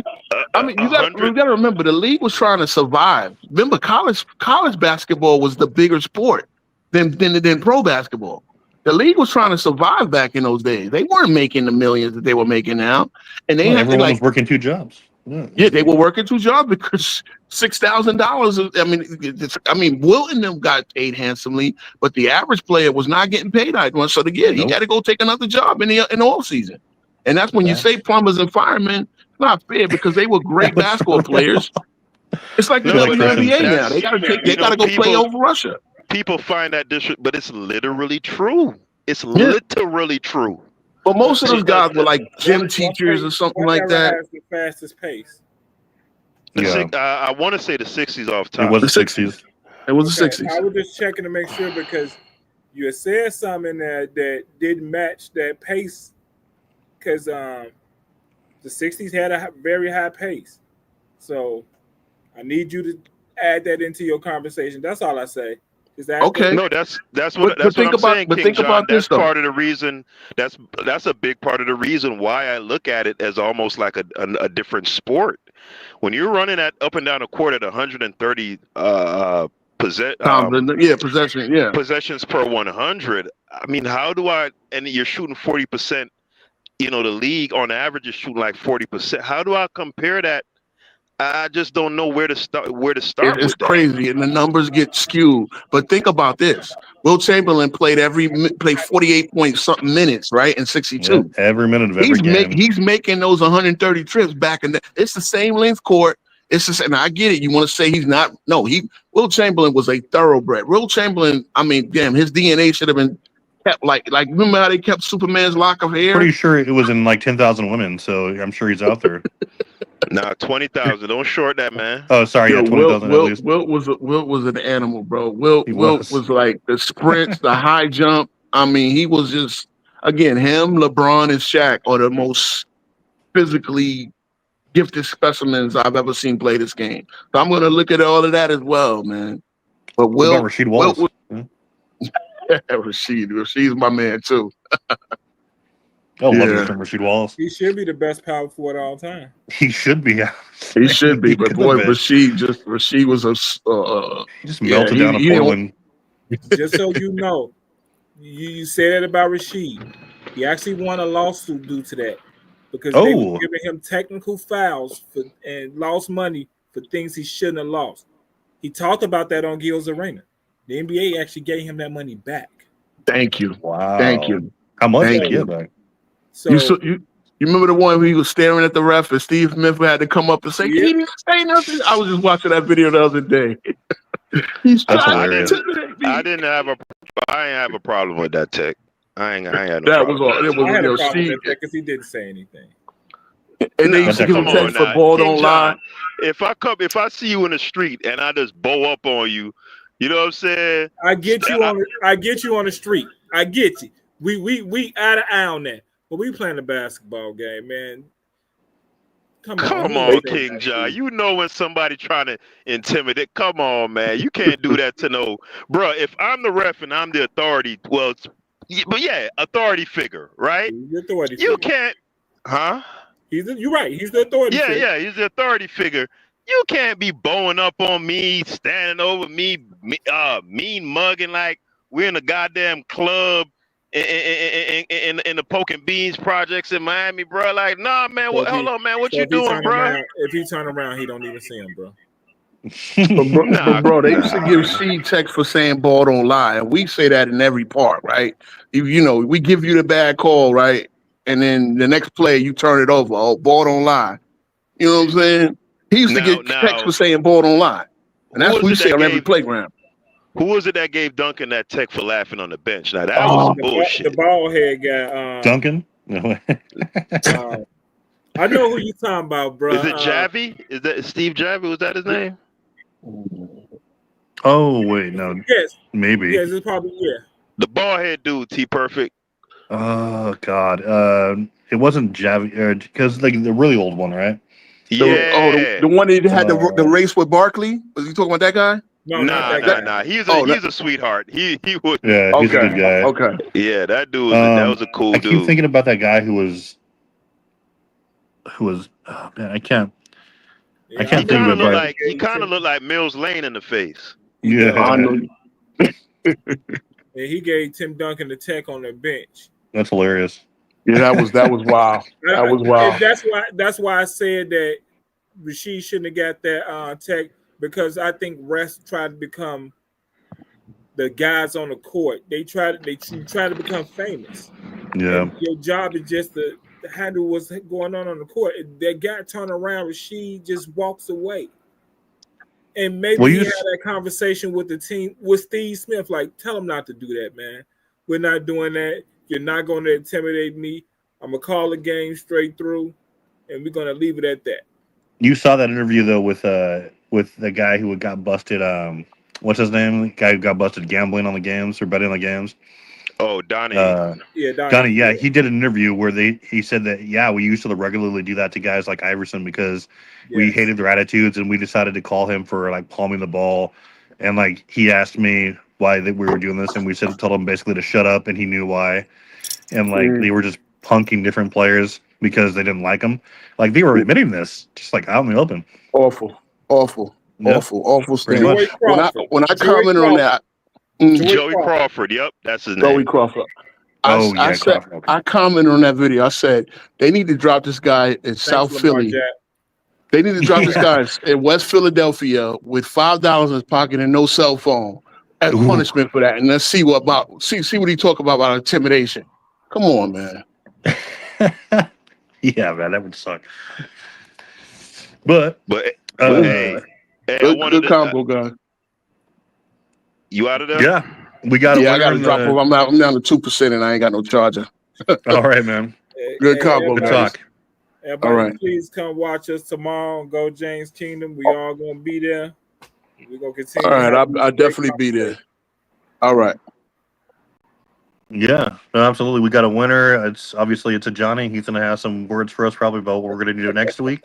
And we didn't. We're gonna revamp the debate section here, guys. Like we didn't really do it today. We got talking. We had some good conversations though. Really good conversations today. Really about what they wanted to talk about. And so next week we're gonna revamp the debate, saying so Johnny's either gonna tell us what to talk about, and we're gonna do that for the first part. Or he's going to join us and debate us on what he decides that we're going to debate on. And so, or what we decided we're going to debate on. And so we'll have that show. But yeah, it's anyone, I guess, he got the debate question, and we'll have another one next week. So you guys bring your A games and try to get the question before someone else does. But we've been on here for about 3 hours. Probably got stuff to do. Are you there, Billy? Yeah, Brandon's dead. Yeah, I think he stepped away. You stepped away, but any final thoughts there, Pete Haskell or Pete Bagjuice? No, not really. I was gonna ask you guys like, what's up with Luka, man? Like, even offensively, I don't know. Is it because he's gotten bigger? I'm not impressed. I don't know. Luka, I think it's just. I think it's really just. That's mental. I think Yeah, it's mental. He's you can see him like he said like he's tired of like they're coming after him. They're hunting him every game. That's got to take a toll. He doesn't have like the defensive horses that he did in Dallas. Obviously, he has LeBron and like they're going to win some games, but he's I don't know. I think he'll round into stride. He just has to be better on that end because it's really hurting the Lakers. Like you saw the Bulls did to him both games. That was unacceptable. Bulls dropped 146. Like they need to even like when they lost against the Warriors. Like the Warriors were doing whatever they wanted. Like even So Kuminga, you think is him being hunted on defense? Because I'm talking about his offense. See, we've pretty much always known that he's been quiet last couple of games. Yeah. Yeah, but even the 20 games or so he's been with the Lakers, he's only shooting about 41%. To me, I don't know. I wasn't watching a lot of Luka when he was slim and fast. I saw some highlights and I was shocked. And I was like his speed and quickness. Fast, though. I mean, compared to now, I think he's always been a bigger guy. You got to remember when he first came back to Lakers, he was coming off an injury, so he had been out for a while. I don't think he's big as I think he's big, but I don't think he's as big as that. You kind of calling it out. Yeah, he's not as big as a house, but this is what I noticed watching him. Right, he just seems to be extremely deliberate in his offensive play style. You know, I watched a couple highlights from his rookie and second year, and it's night and day. Obviously, he's just so immensely talented that the guy could roll out of bed and drop 30. But I think he does roll out of bed. Right, pretty much. It looks like it. You know, it's not an impactful. When I see him score 30, it's not impactful right now. It's very deliberate. He's going around the screen. He's moving super slow, snaking, putting a guy in his hip, foul baiting. It's not dynamic. It's not. You know what I'm saying? T Perfect. Well, I do know what you're saying. I know exactly because it feels like it's kind of like hollow stats, especially if they're getting blown out or if they're losing or. But like I think Lakers will be fine. They really just need to. Brandon back. Yeah, I think Lakers will be fine. They really just need to kind of get back to that defense they were playing, a little bit more disciplined. Luka's still, I think Luka and LeBron, give them a couple more games. They're still rounding into getting a little bit more healthy. These next 5 games are going to be tough because they have OKC twice. I don't know if OKC is going to rest their players. But then they have Houston. They have I forget who the last one is, but like they're going to play. And I mean, this is going to tell us a lot about what they going into the team. Are they going to improve their defense? Are they going to have a little bit more flow to the offense? I think Austin Reeves is great. I think I would like to see a little bit more production from like their bench. I would like to see Connect get some more minutes, honestly. But we'll see. I mean, we're going to watch his games. We'll see if they fix it. We'll see if Luka can play a little bit more in the flow of the offense. And if they're going to have the ability to match up defensively. We'll see. I don't like that foul baiting thing. I don't even know what that means. I think that's a part of the game. It's always been a part of the game. It is. SGA is a foul baiter, dude. You talking about like foul baiting? Holy shit! But like, he's still a great player. Yeah, so I think it's a part of the game. I mean, listen. Cassell used to do it right with the pump fake move. Wade all of them do it. Kobe did it. Wade copied it from. Not, but when it comes to players like Harden, I mean, there's degrees to this thing. T Perfect. When it comes to guys like Harden, like he was disgusting, bro. I'm like every drive, every shot, you on the ground. It's like, come on, like we get it, bro. You know, you gonna try to get a little edge, you know, here and there, but. Well, then they started like banning things like the kick out and things like that. So, but the kick out was banned from the 90s. Or whatever. Didn't they make a new rule like recently where you can't? Hell nah. Cause then how Reggie survived? Cause that's all that fool ever did. Was the goddamn? He invented the damn kick out. That's called foul baiting. Yeah. But I mean, they're gonna. I don't know. It's. I think it's up to the refs to wise up to that or the league. But you can't really blame the players. I mean, if it's working, it's working. You know. So. But I enjoyed tonight's show, man. Yes, it was fun. Lamont wants the link. Hey, B. Lee, you were right about AD, brother. They owe AD an apology, bruh. Hey, I was watching the 2023, I think it was the conference final, the semi-conference finals. That boy AD was in space putting the clamps on Curry. I mean, One-on-one. that's what I told them. I mean, they all. One-on-one. I T don't know what Perfect. this thing is. You hearing me, T Perfect? I went back and Yes. watched, bro. No, One-on-one. Travis said it was AD played well. John has to answer that one. Yeah. John So will have to answer that one. Oh, hey, all that. He just a shot blocker. No, that boy was strapping up one-on-one with Curry, clamping his ass. That's exactly So what who we I talking said. He changed the series. Anthony Davis versus Golden State. Oh yeah, AD dude. AD's underrated. What are you talking about? I'm a huge AD fan. Yeah, I know. Yeah, it was John and a Johnny, and Lamont too. Lamont's up there. What's up, Lamont? Nothing, man. Well, hold on. What did you say I said about AD? That you guys dated for a while? Yeah, that he wasn't a good team defender, and Luka was going to make their defense better. No, that's not what Davis. I said. I never said that. Well, I have the time stamp in the quote. What I said was when AD is in drop coverage, teams are bad defenses. That's just it. Now, at the end of the day, why the Lakers were in drop coverage, I can only assume is because AD wanted additional rest on the defensive end so he could be a great scorer on the other end. But at the end of the day, as long as the Lakers stayed in drop, they were going to be a horrible defense. And AD is not a great drop defender. So I don't know how you slice that any different way. When they're not playing drop, they're a decent defense. When they are playing drop, they're horrible. It's the worst defense in the world. To be honest, we actually there's no way to admitted slice that was correct. And we saw their defense improve drastically over when they traded them. All you have to do, so I don't know why, and I can only assume they were always in drop because that's what AD wanted. Could be a coaching thing. It could be, but at the end of the day, you always cater to your best players. If that's what made him happy and you got the most out of him on the offensive end because he was in drop and you could rest him a little bit, maybe that's what you do. And maybe that's one of the reasons why they were so quick to trade him. Obviously, it was Luka, but, I mean, look at Jeannie Buss, what she said. She said he was crying. He was crying for a 5 the whole time. So at the end of the day, I don't know what was going on. I just know that as long as he was in drop, they were trash. And that's facts. It's be Dallas in 5. No word. We got it. Hey, Lamont, you said, and I quote, is at the 2 hour and 28 minutes, on the show titled when y'all was talking about AD. I'll get the title later. You said, and I quote, AD is always sagging and dropping off of Jokic because he has zero lateral movement. That's because that's called drop coverage. That's called drop coverage.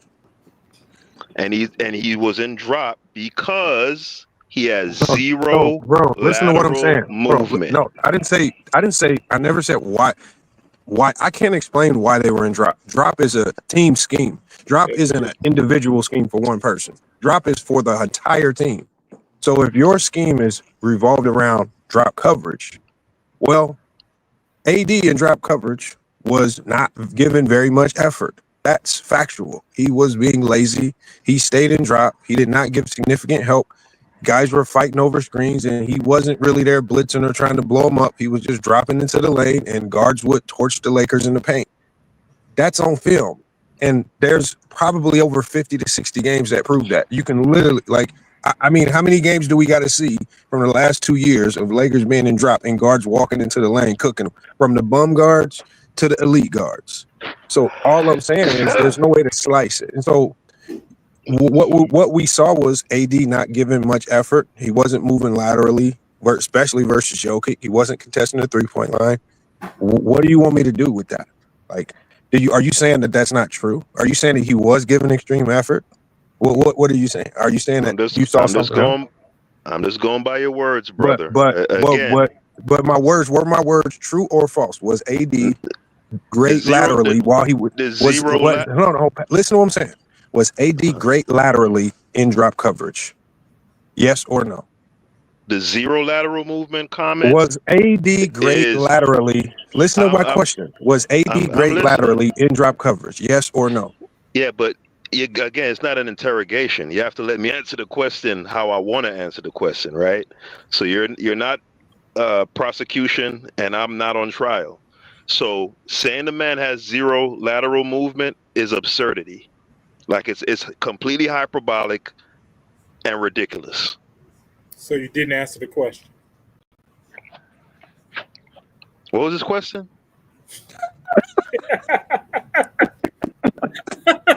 Was AD great laterally when the Lakers were in drop coverage? Yeah, absolutely.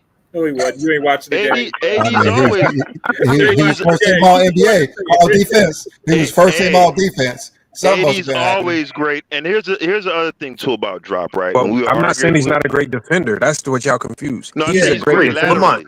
Lamont, He's always great I've talked to you. laterally. Is what Listen I'm to what saying. I'm listening to my question, because what you try to do is you try to dumb defense down to this kindergarten level as to where you see it. When the Lakers were in drop coverage, was AD great laterally as a defender? Yes, I just said yes. You're not Wait, watching Lamont, the game. now- 2 weeks ago, Lamont, you said AD was the best defender in NBA history. 2 weeks ago, I said AD was I said if you put AD in the 90s, he could be the best defender in NBA history because of the legal defense rules. You said he was the GOAT of also. No, I you didn't said say that. in the 90s. Listen to what I You said it said. in the Listen, context of the you're 90s. lying. He just messing with you, Lamont. No, I know. I'm always been a firm believer. If you stick AD in the 90s with those defensive rules, he would be the GOAT defender of all time. Yeah. He'd be up there for sure. But in today's game, why they were in drop, I don't know. But AD in drop was horrible. It cost the Lakers 2 series versus the Denver Nuggets. I just don't know how to slice. He wanted. Lamont, it had to be something he wanted. It had to be because they were just too horrible. It was just bad. And No, for what Peter Baggett to cost say he him- was great laterally out of drop coverage. He's Wow. great. He's That always whole great defense laterally. wasn't that great. You can't And be. blame You can't everything on be. AD. You can't be That's not great blaming it on laterally. AD, but the problem, B. Lee, is this: when you go into drop coverage, that's AD basically being the target focal point of every offense. So at the end of the day, if you go into drop coverage, you by default become the primary target for every guard in the league. Yeah, I think you're I mean, exaggerating. I you're mean, exaggerating. they were guards were Yeah. slicing up everybody on that team. It wasn't just No, I'm not saying they weren't slicing everybody up, but listen to what Here I'm we saying. go. Like When just, you go just into to drop- blame it on Anthony Davis. It's not ready for this, blaming John? Anthony I know you Davis. It's just saying, I'm like, blaming the scheme. that It's just because the defense- scheme put Anthony Davis in a bad situation, don't mean I'm blaming Anthony Davis. The drop coverage scheme basically put a green light on Anthony Davis's head where guards were attacking the middle of the floor and AD just happened to be there. It could have been it could have been LeBron. Whoever was going in the drop was going to have a big green light on top of their head and they was going to get targeted. It just so happened to be AD. Like I don't pick and choose. I'm not being biased. It's just when they were in that coverage, it was just bad.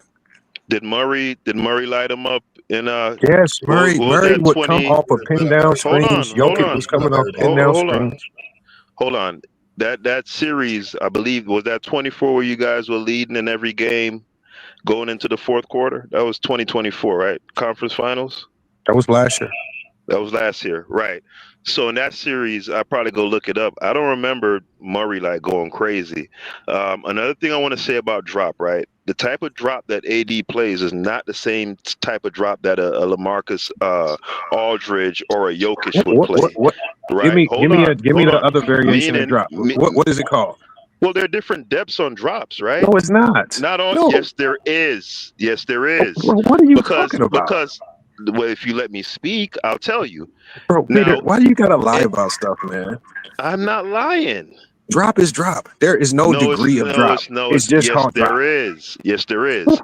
Yes, there is. If I'm not at the level of the screen, technically I am in a drop. No, Right? Yes. If Bro, I'm not in, if I I'm don't not, think you know if, what this stuff is, man. if we're not, I'm listening to him.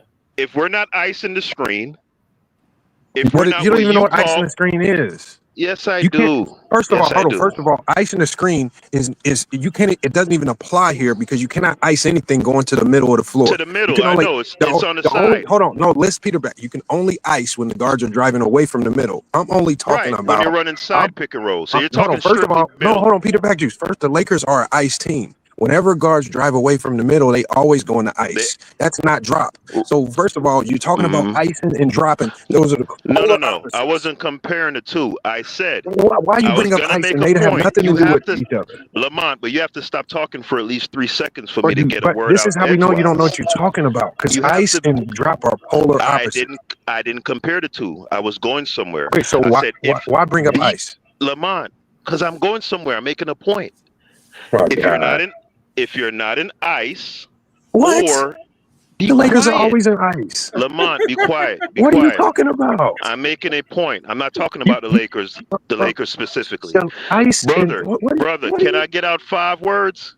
Even Oh if it's my! rub, if you think what I'm saying is rubbish, let me spew my rubbish. Just be quiet for 5 seconds, please. Have some civility, sir. Just have a little civility. What I was gonna say is, if a defense is not in ice or not What? coming up to the, god damn nigga, brother, you just trying to antagonize me on purpose? Just be quiet for 5 seconds, bruh. Show a little discipline, brother. Again, there are only so many coverages you can play in a pick and roll. If you're not in ice and you're not at the level of the screen, quote unquote, blowing it up, as you would say, then you're going to be in some form of a drop. Now, there's a drop where you drop back and you keep dropping back. There's a drop where they call a soft hedge where you're not completely giving up the lane, but you're not at the level of the screen A either. soft hedge is drop coverage. It is technically, but it's not the same as somebody drop back 5, 6, 7 feet. You have like the type Oh of my drop that God! Jokic plays, the type of drop that Jokic. All right, so the type of drop that AD would play, he's not at the level of the screen, right? So it's a soft hedge, but he's still in a position to where if that guard pulls up, he can contest that shot. Not the That's same with a what I'm player like, saying. He's not contesting it. but it's That's not. that's the That's a whole issue. lie. That's a Oh my lie. God! So what happened against the Warriors when he was guarding Okay, Curry time and time again in space? I think we Time and time over-explain things again. that make it more difficult than it really is. I think we try to talk certain coverages, and I think people over-explain it, and it's so simple. If we just thank watch the you. game and explain it, and not try to make it more than what it is, because we've been having a conversation about AD. The conversation was AD and the Lakers, and then when he challenged you, you Mm-hmm. wanted to make it about something else when we literally having a conversation about AD and the Lakers. Stop making it so difficult. I know you know a little bit of It's just basketball. as simple as this. AD with the Lakers defensively is better than Luka with the Lakers. That's all. That's all it is. That's all. That's all Peter's trying to say. We'll Bottom see. line. That's We'll all he's see. trying to say. Just that's all he's trying to say. I We'll don't see. believe so No, I don't either. So That's crazy. because what Hey, makes you LeBron believes so. That's LeBron said it crazy. from his no, mouth. I LeBron got you. believes What I'm so. saying is what I believe is LeBron that believes it. what makes you a great defense is your team scheme, not an individual defender. So if you're relying on an individual defender to make your defense great, you're not a very good defender. But if you rely on the team scheme and your scheme is what makes your defense great, that's a great defense. So Yep. if you're saying that they're a good defense solely because AD was Better, there, that's better, still a bad defense. better defense.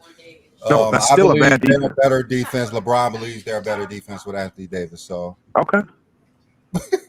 what Yeah, did but he say? LeBron The believes problem is When did it. LeBron the say problem that? is the numbers don't support you.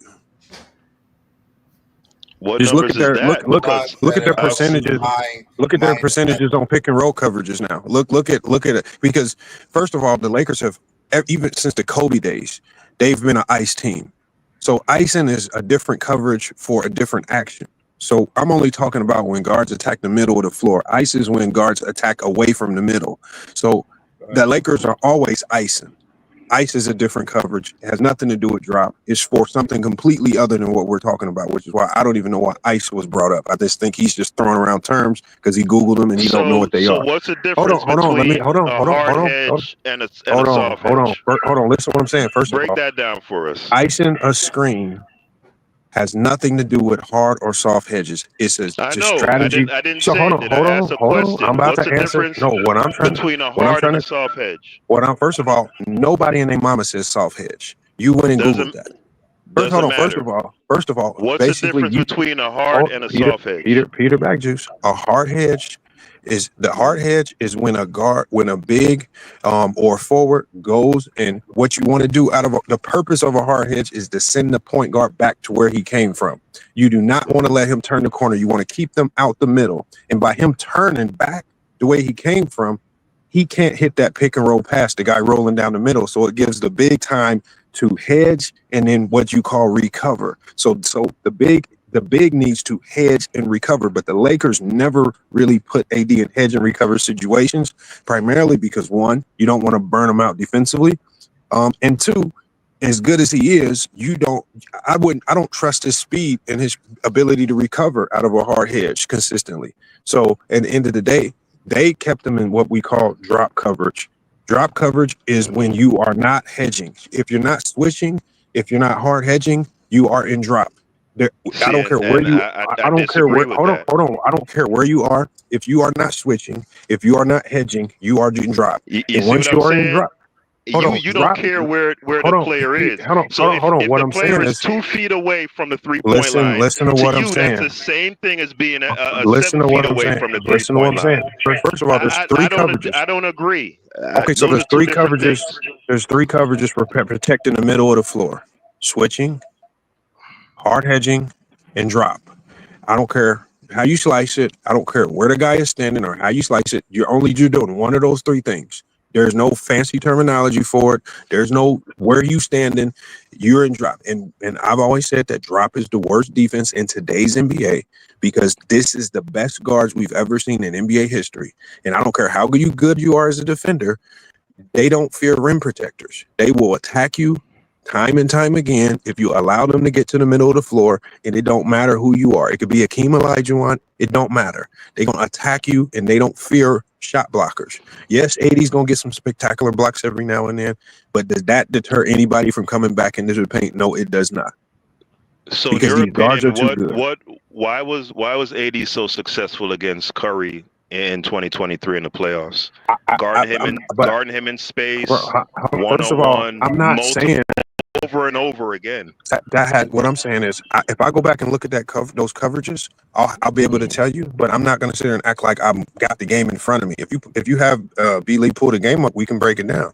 But I'm not going to pretend as if I got the game embedded in my memory and I can tell you play by play what they were doing. I know they had success versus the Warriors, and I know a lot of it was because AD was really good in those ISO matchups with Steph Curry, late shot clock, even one that saved the game.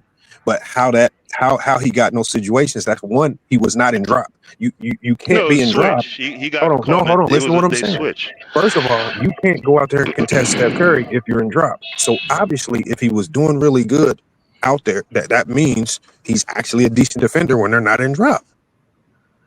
Yeah, but you went further than that. You said he's always in drop because of his poor lateral movement. I didn't say he was in drop because of his movement. Yeah, That's not what I yes, you said. did. I have the quote. Oh I my got the God, Peter timestamp. Peter I got the timestamp. listen to what I'm saying. I got the timestamp. Don't do that. You're only in drop because that's your team Don't scheme. do that, Lamont. You don't just I got randomly. the timestamp, Hold brother. on, King John, because King John hoops. You don't randomly just go into drop because you feel like it on a certain possession. You only go into drop because that's your scheme. That's his scheme. That's So what if your you're scheme, right. so if your scheme is switching, you switch. If your scheme is hard hedging, you hard hedge. If your scheme is drop, you drop. You don't just randomly. So I don't say because he's slow, But he dropped. again, I'm Lamont, saying, yes, you did, saying, brother. oh my God. You Well, did. I got the timestamp and the well, hold on. quote. This You is what we'll said do it. then Peter Backjuice, this is what I'll do. If I did say that, I misspoke. That's not what I meant. Okay. So at the end of the day, so I if I appreciate did that, say brother. that, I appreciate that. but I don't think I said that. But if you wanna feel right about something, then you can have that one. I misspoke. But at the end of the day, all this soft hedge, hard hedge stuff is just you not understanding the game of basketball, especially So hold when you on, brought up ice. T Perfect. You on the line? He stepped away. Yeah. So I wanted to ask somebody else. No, on I'm the here. line, right? What's up? So T Perfect, to you, do you make a distinction, right? Because anytime a defensive player is not at the level of the screen, technically they are in drop. For Lamont, he doesn't care where you are on the floor, you're in drop. For me, I see some nuance there. If you're 2 feet off from the level of the screen, I see that as different. 2 feet being 2 feet off versus being 4 feet away versus being 6 feet away. I see nuance and difference there. Do you see it my way, or do you see it Lamont's way, where if you're not at the level of the screen, you're in drop? I don't give a fuck where you are on the floor. I think both of you guys are beautiful people, and ask John instead of me. Yeah, because if you only 2 feet away, what do you think's going to happen to that roller? What do you mean? I don't follow. Go ahead. If AD's only 2 feet away, what's happening to the roller? Well, he's rolling, right? He's Yeah, given by him. because AD's only 2 feet away, and if you got the guard trying to fight over the roller, he got a straight line with nobody trying to stop him. Yeah, but He's playing in between. See, he's playing in between, but he's what not. you're describing. What you're describing the depth of the drop. No, but what you're describing in and of itself is bad defense, because the worst thing you can do in the pick and roll is be the play in between. So the best thing about switching is so even the guy that switches onto the ball has a role, right? Your role is to what? Don't allow to split, right? And you want to stay in front, contest the three. If you are hard hedging, your job is to don't let the guard turn the corner, force him back to where he came and then recover. If you're in drop coverage, that's the coverage where you have the least responsibility, where you're just literally dropping into the lane and you're hoping that guards can shoot tough shots over you. And I've always said the guards today are too good. If you give them that many shots at the rim, they're going to start cooking. By that definition, then, from what I've seen, a lot of times AD wasn't in drop. Then, if it's just where you just keep dropping back into the lane, and inviting that ball handler to keep coming downhill, then that's not what he was doing. I would more term it a soft hedge. You want to talk semantics, and they don't call it that and that and that and that. Soft hedge is drop. Hold on, King John. Go to Google now and type in soft hedge. It's going to say drop coverage. It's going to say it is a drop. Technically, it is a drop. I already conceded what do you mean that. Technically, but it is. What I'm saying, listen to what I'm saying. A hard hedge, right? When you hard hedge, you're still trying to give that guard enough time to get over that screen and recover. No, you're not.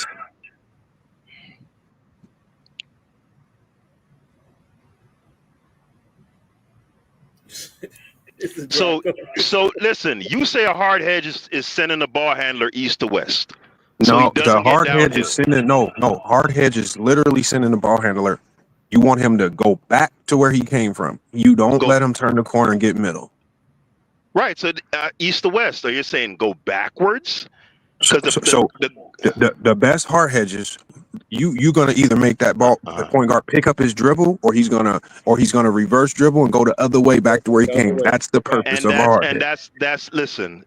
With a skilled ball handler, quick guys in the league, and how often is that going to happen? How often are you going to send back Trae Young, picking up his dribble or going because backwards? What happens is the best defenders like Bam Adebayo is really good at it. So what happens is when you do send that guard back to where they came from, now that initiates your ice, because now you're sending them away from the middle, and now your big goes into immediate ice where he's icing the ball, and now your guards are going into ice because it's going away from the middle.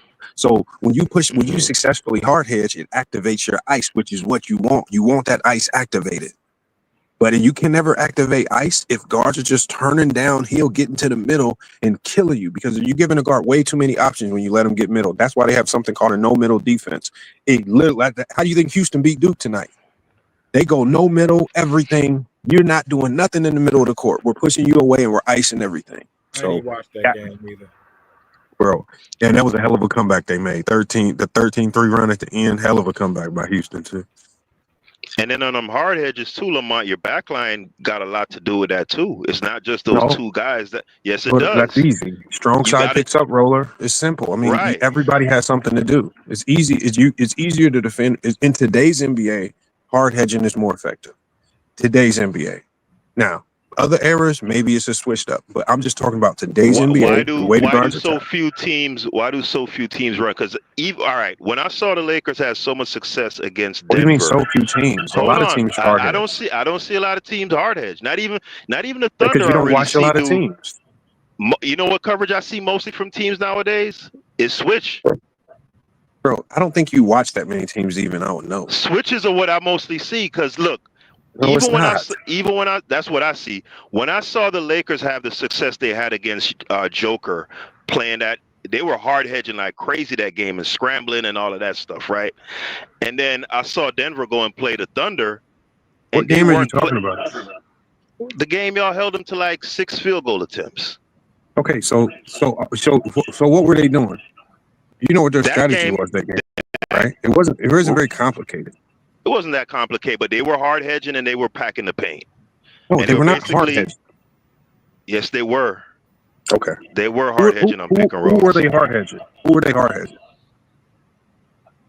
Did Murray play that game? Whoever the guard was, I can't remember, but I do remember Vandy coming up high on those screens a lot. They were hard hedging, and then on the backside, every man had a foot in the paint. So King John, and they were running something called a triangle and two. That's what they were doing.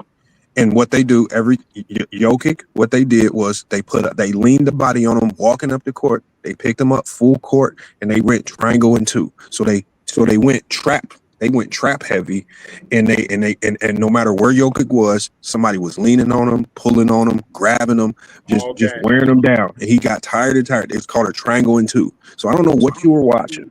So what were they doing in the half court? So what were they doing on pick and roll coverages then? Bro, they were triangle and two. Okay, that's fine, but how would they guard it? You still have to guard the pick and roll. That's just like if you could be in a two. Like Denver does not pick and roll a ton. They pin down a lot. Or dribble handoff, pin downs, okay, whatever. But how were they approaching those coverages? Yeah, but the problem is they were using Jokic as the guy getting the DHO. So again, when Jokic is the guy getting the DHO, because you wear on him, he's more of a passing threat. They were just doing a ton of different things.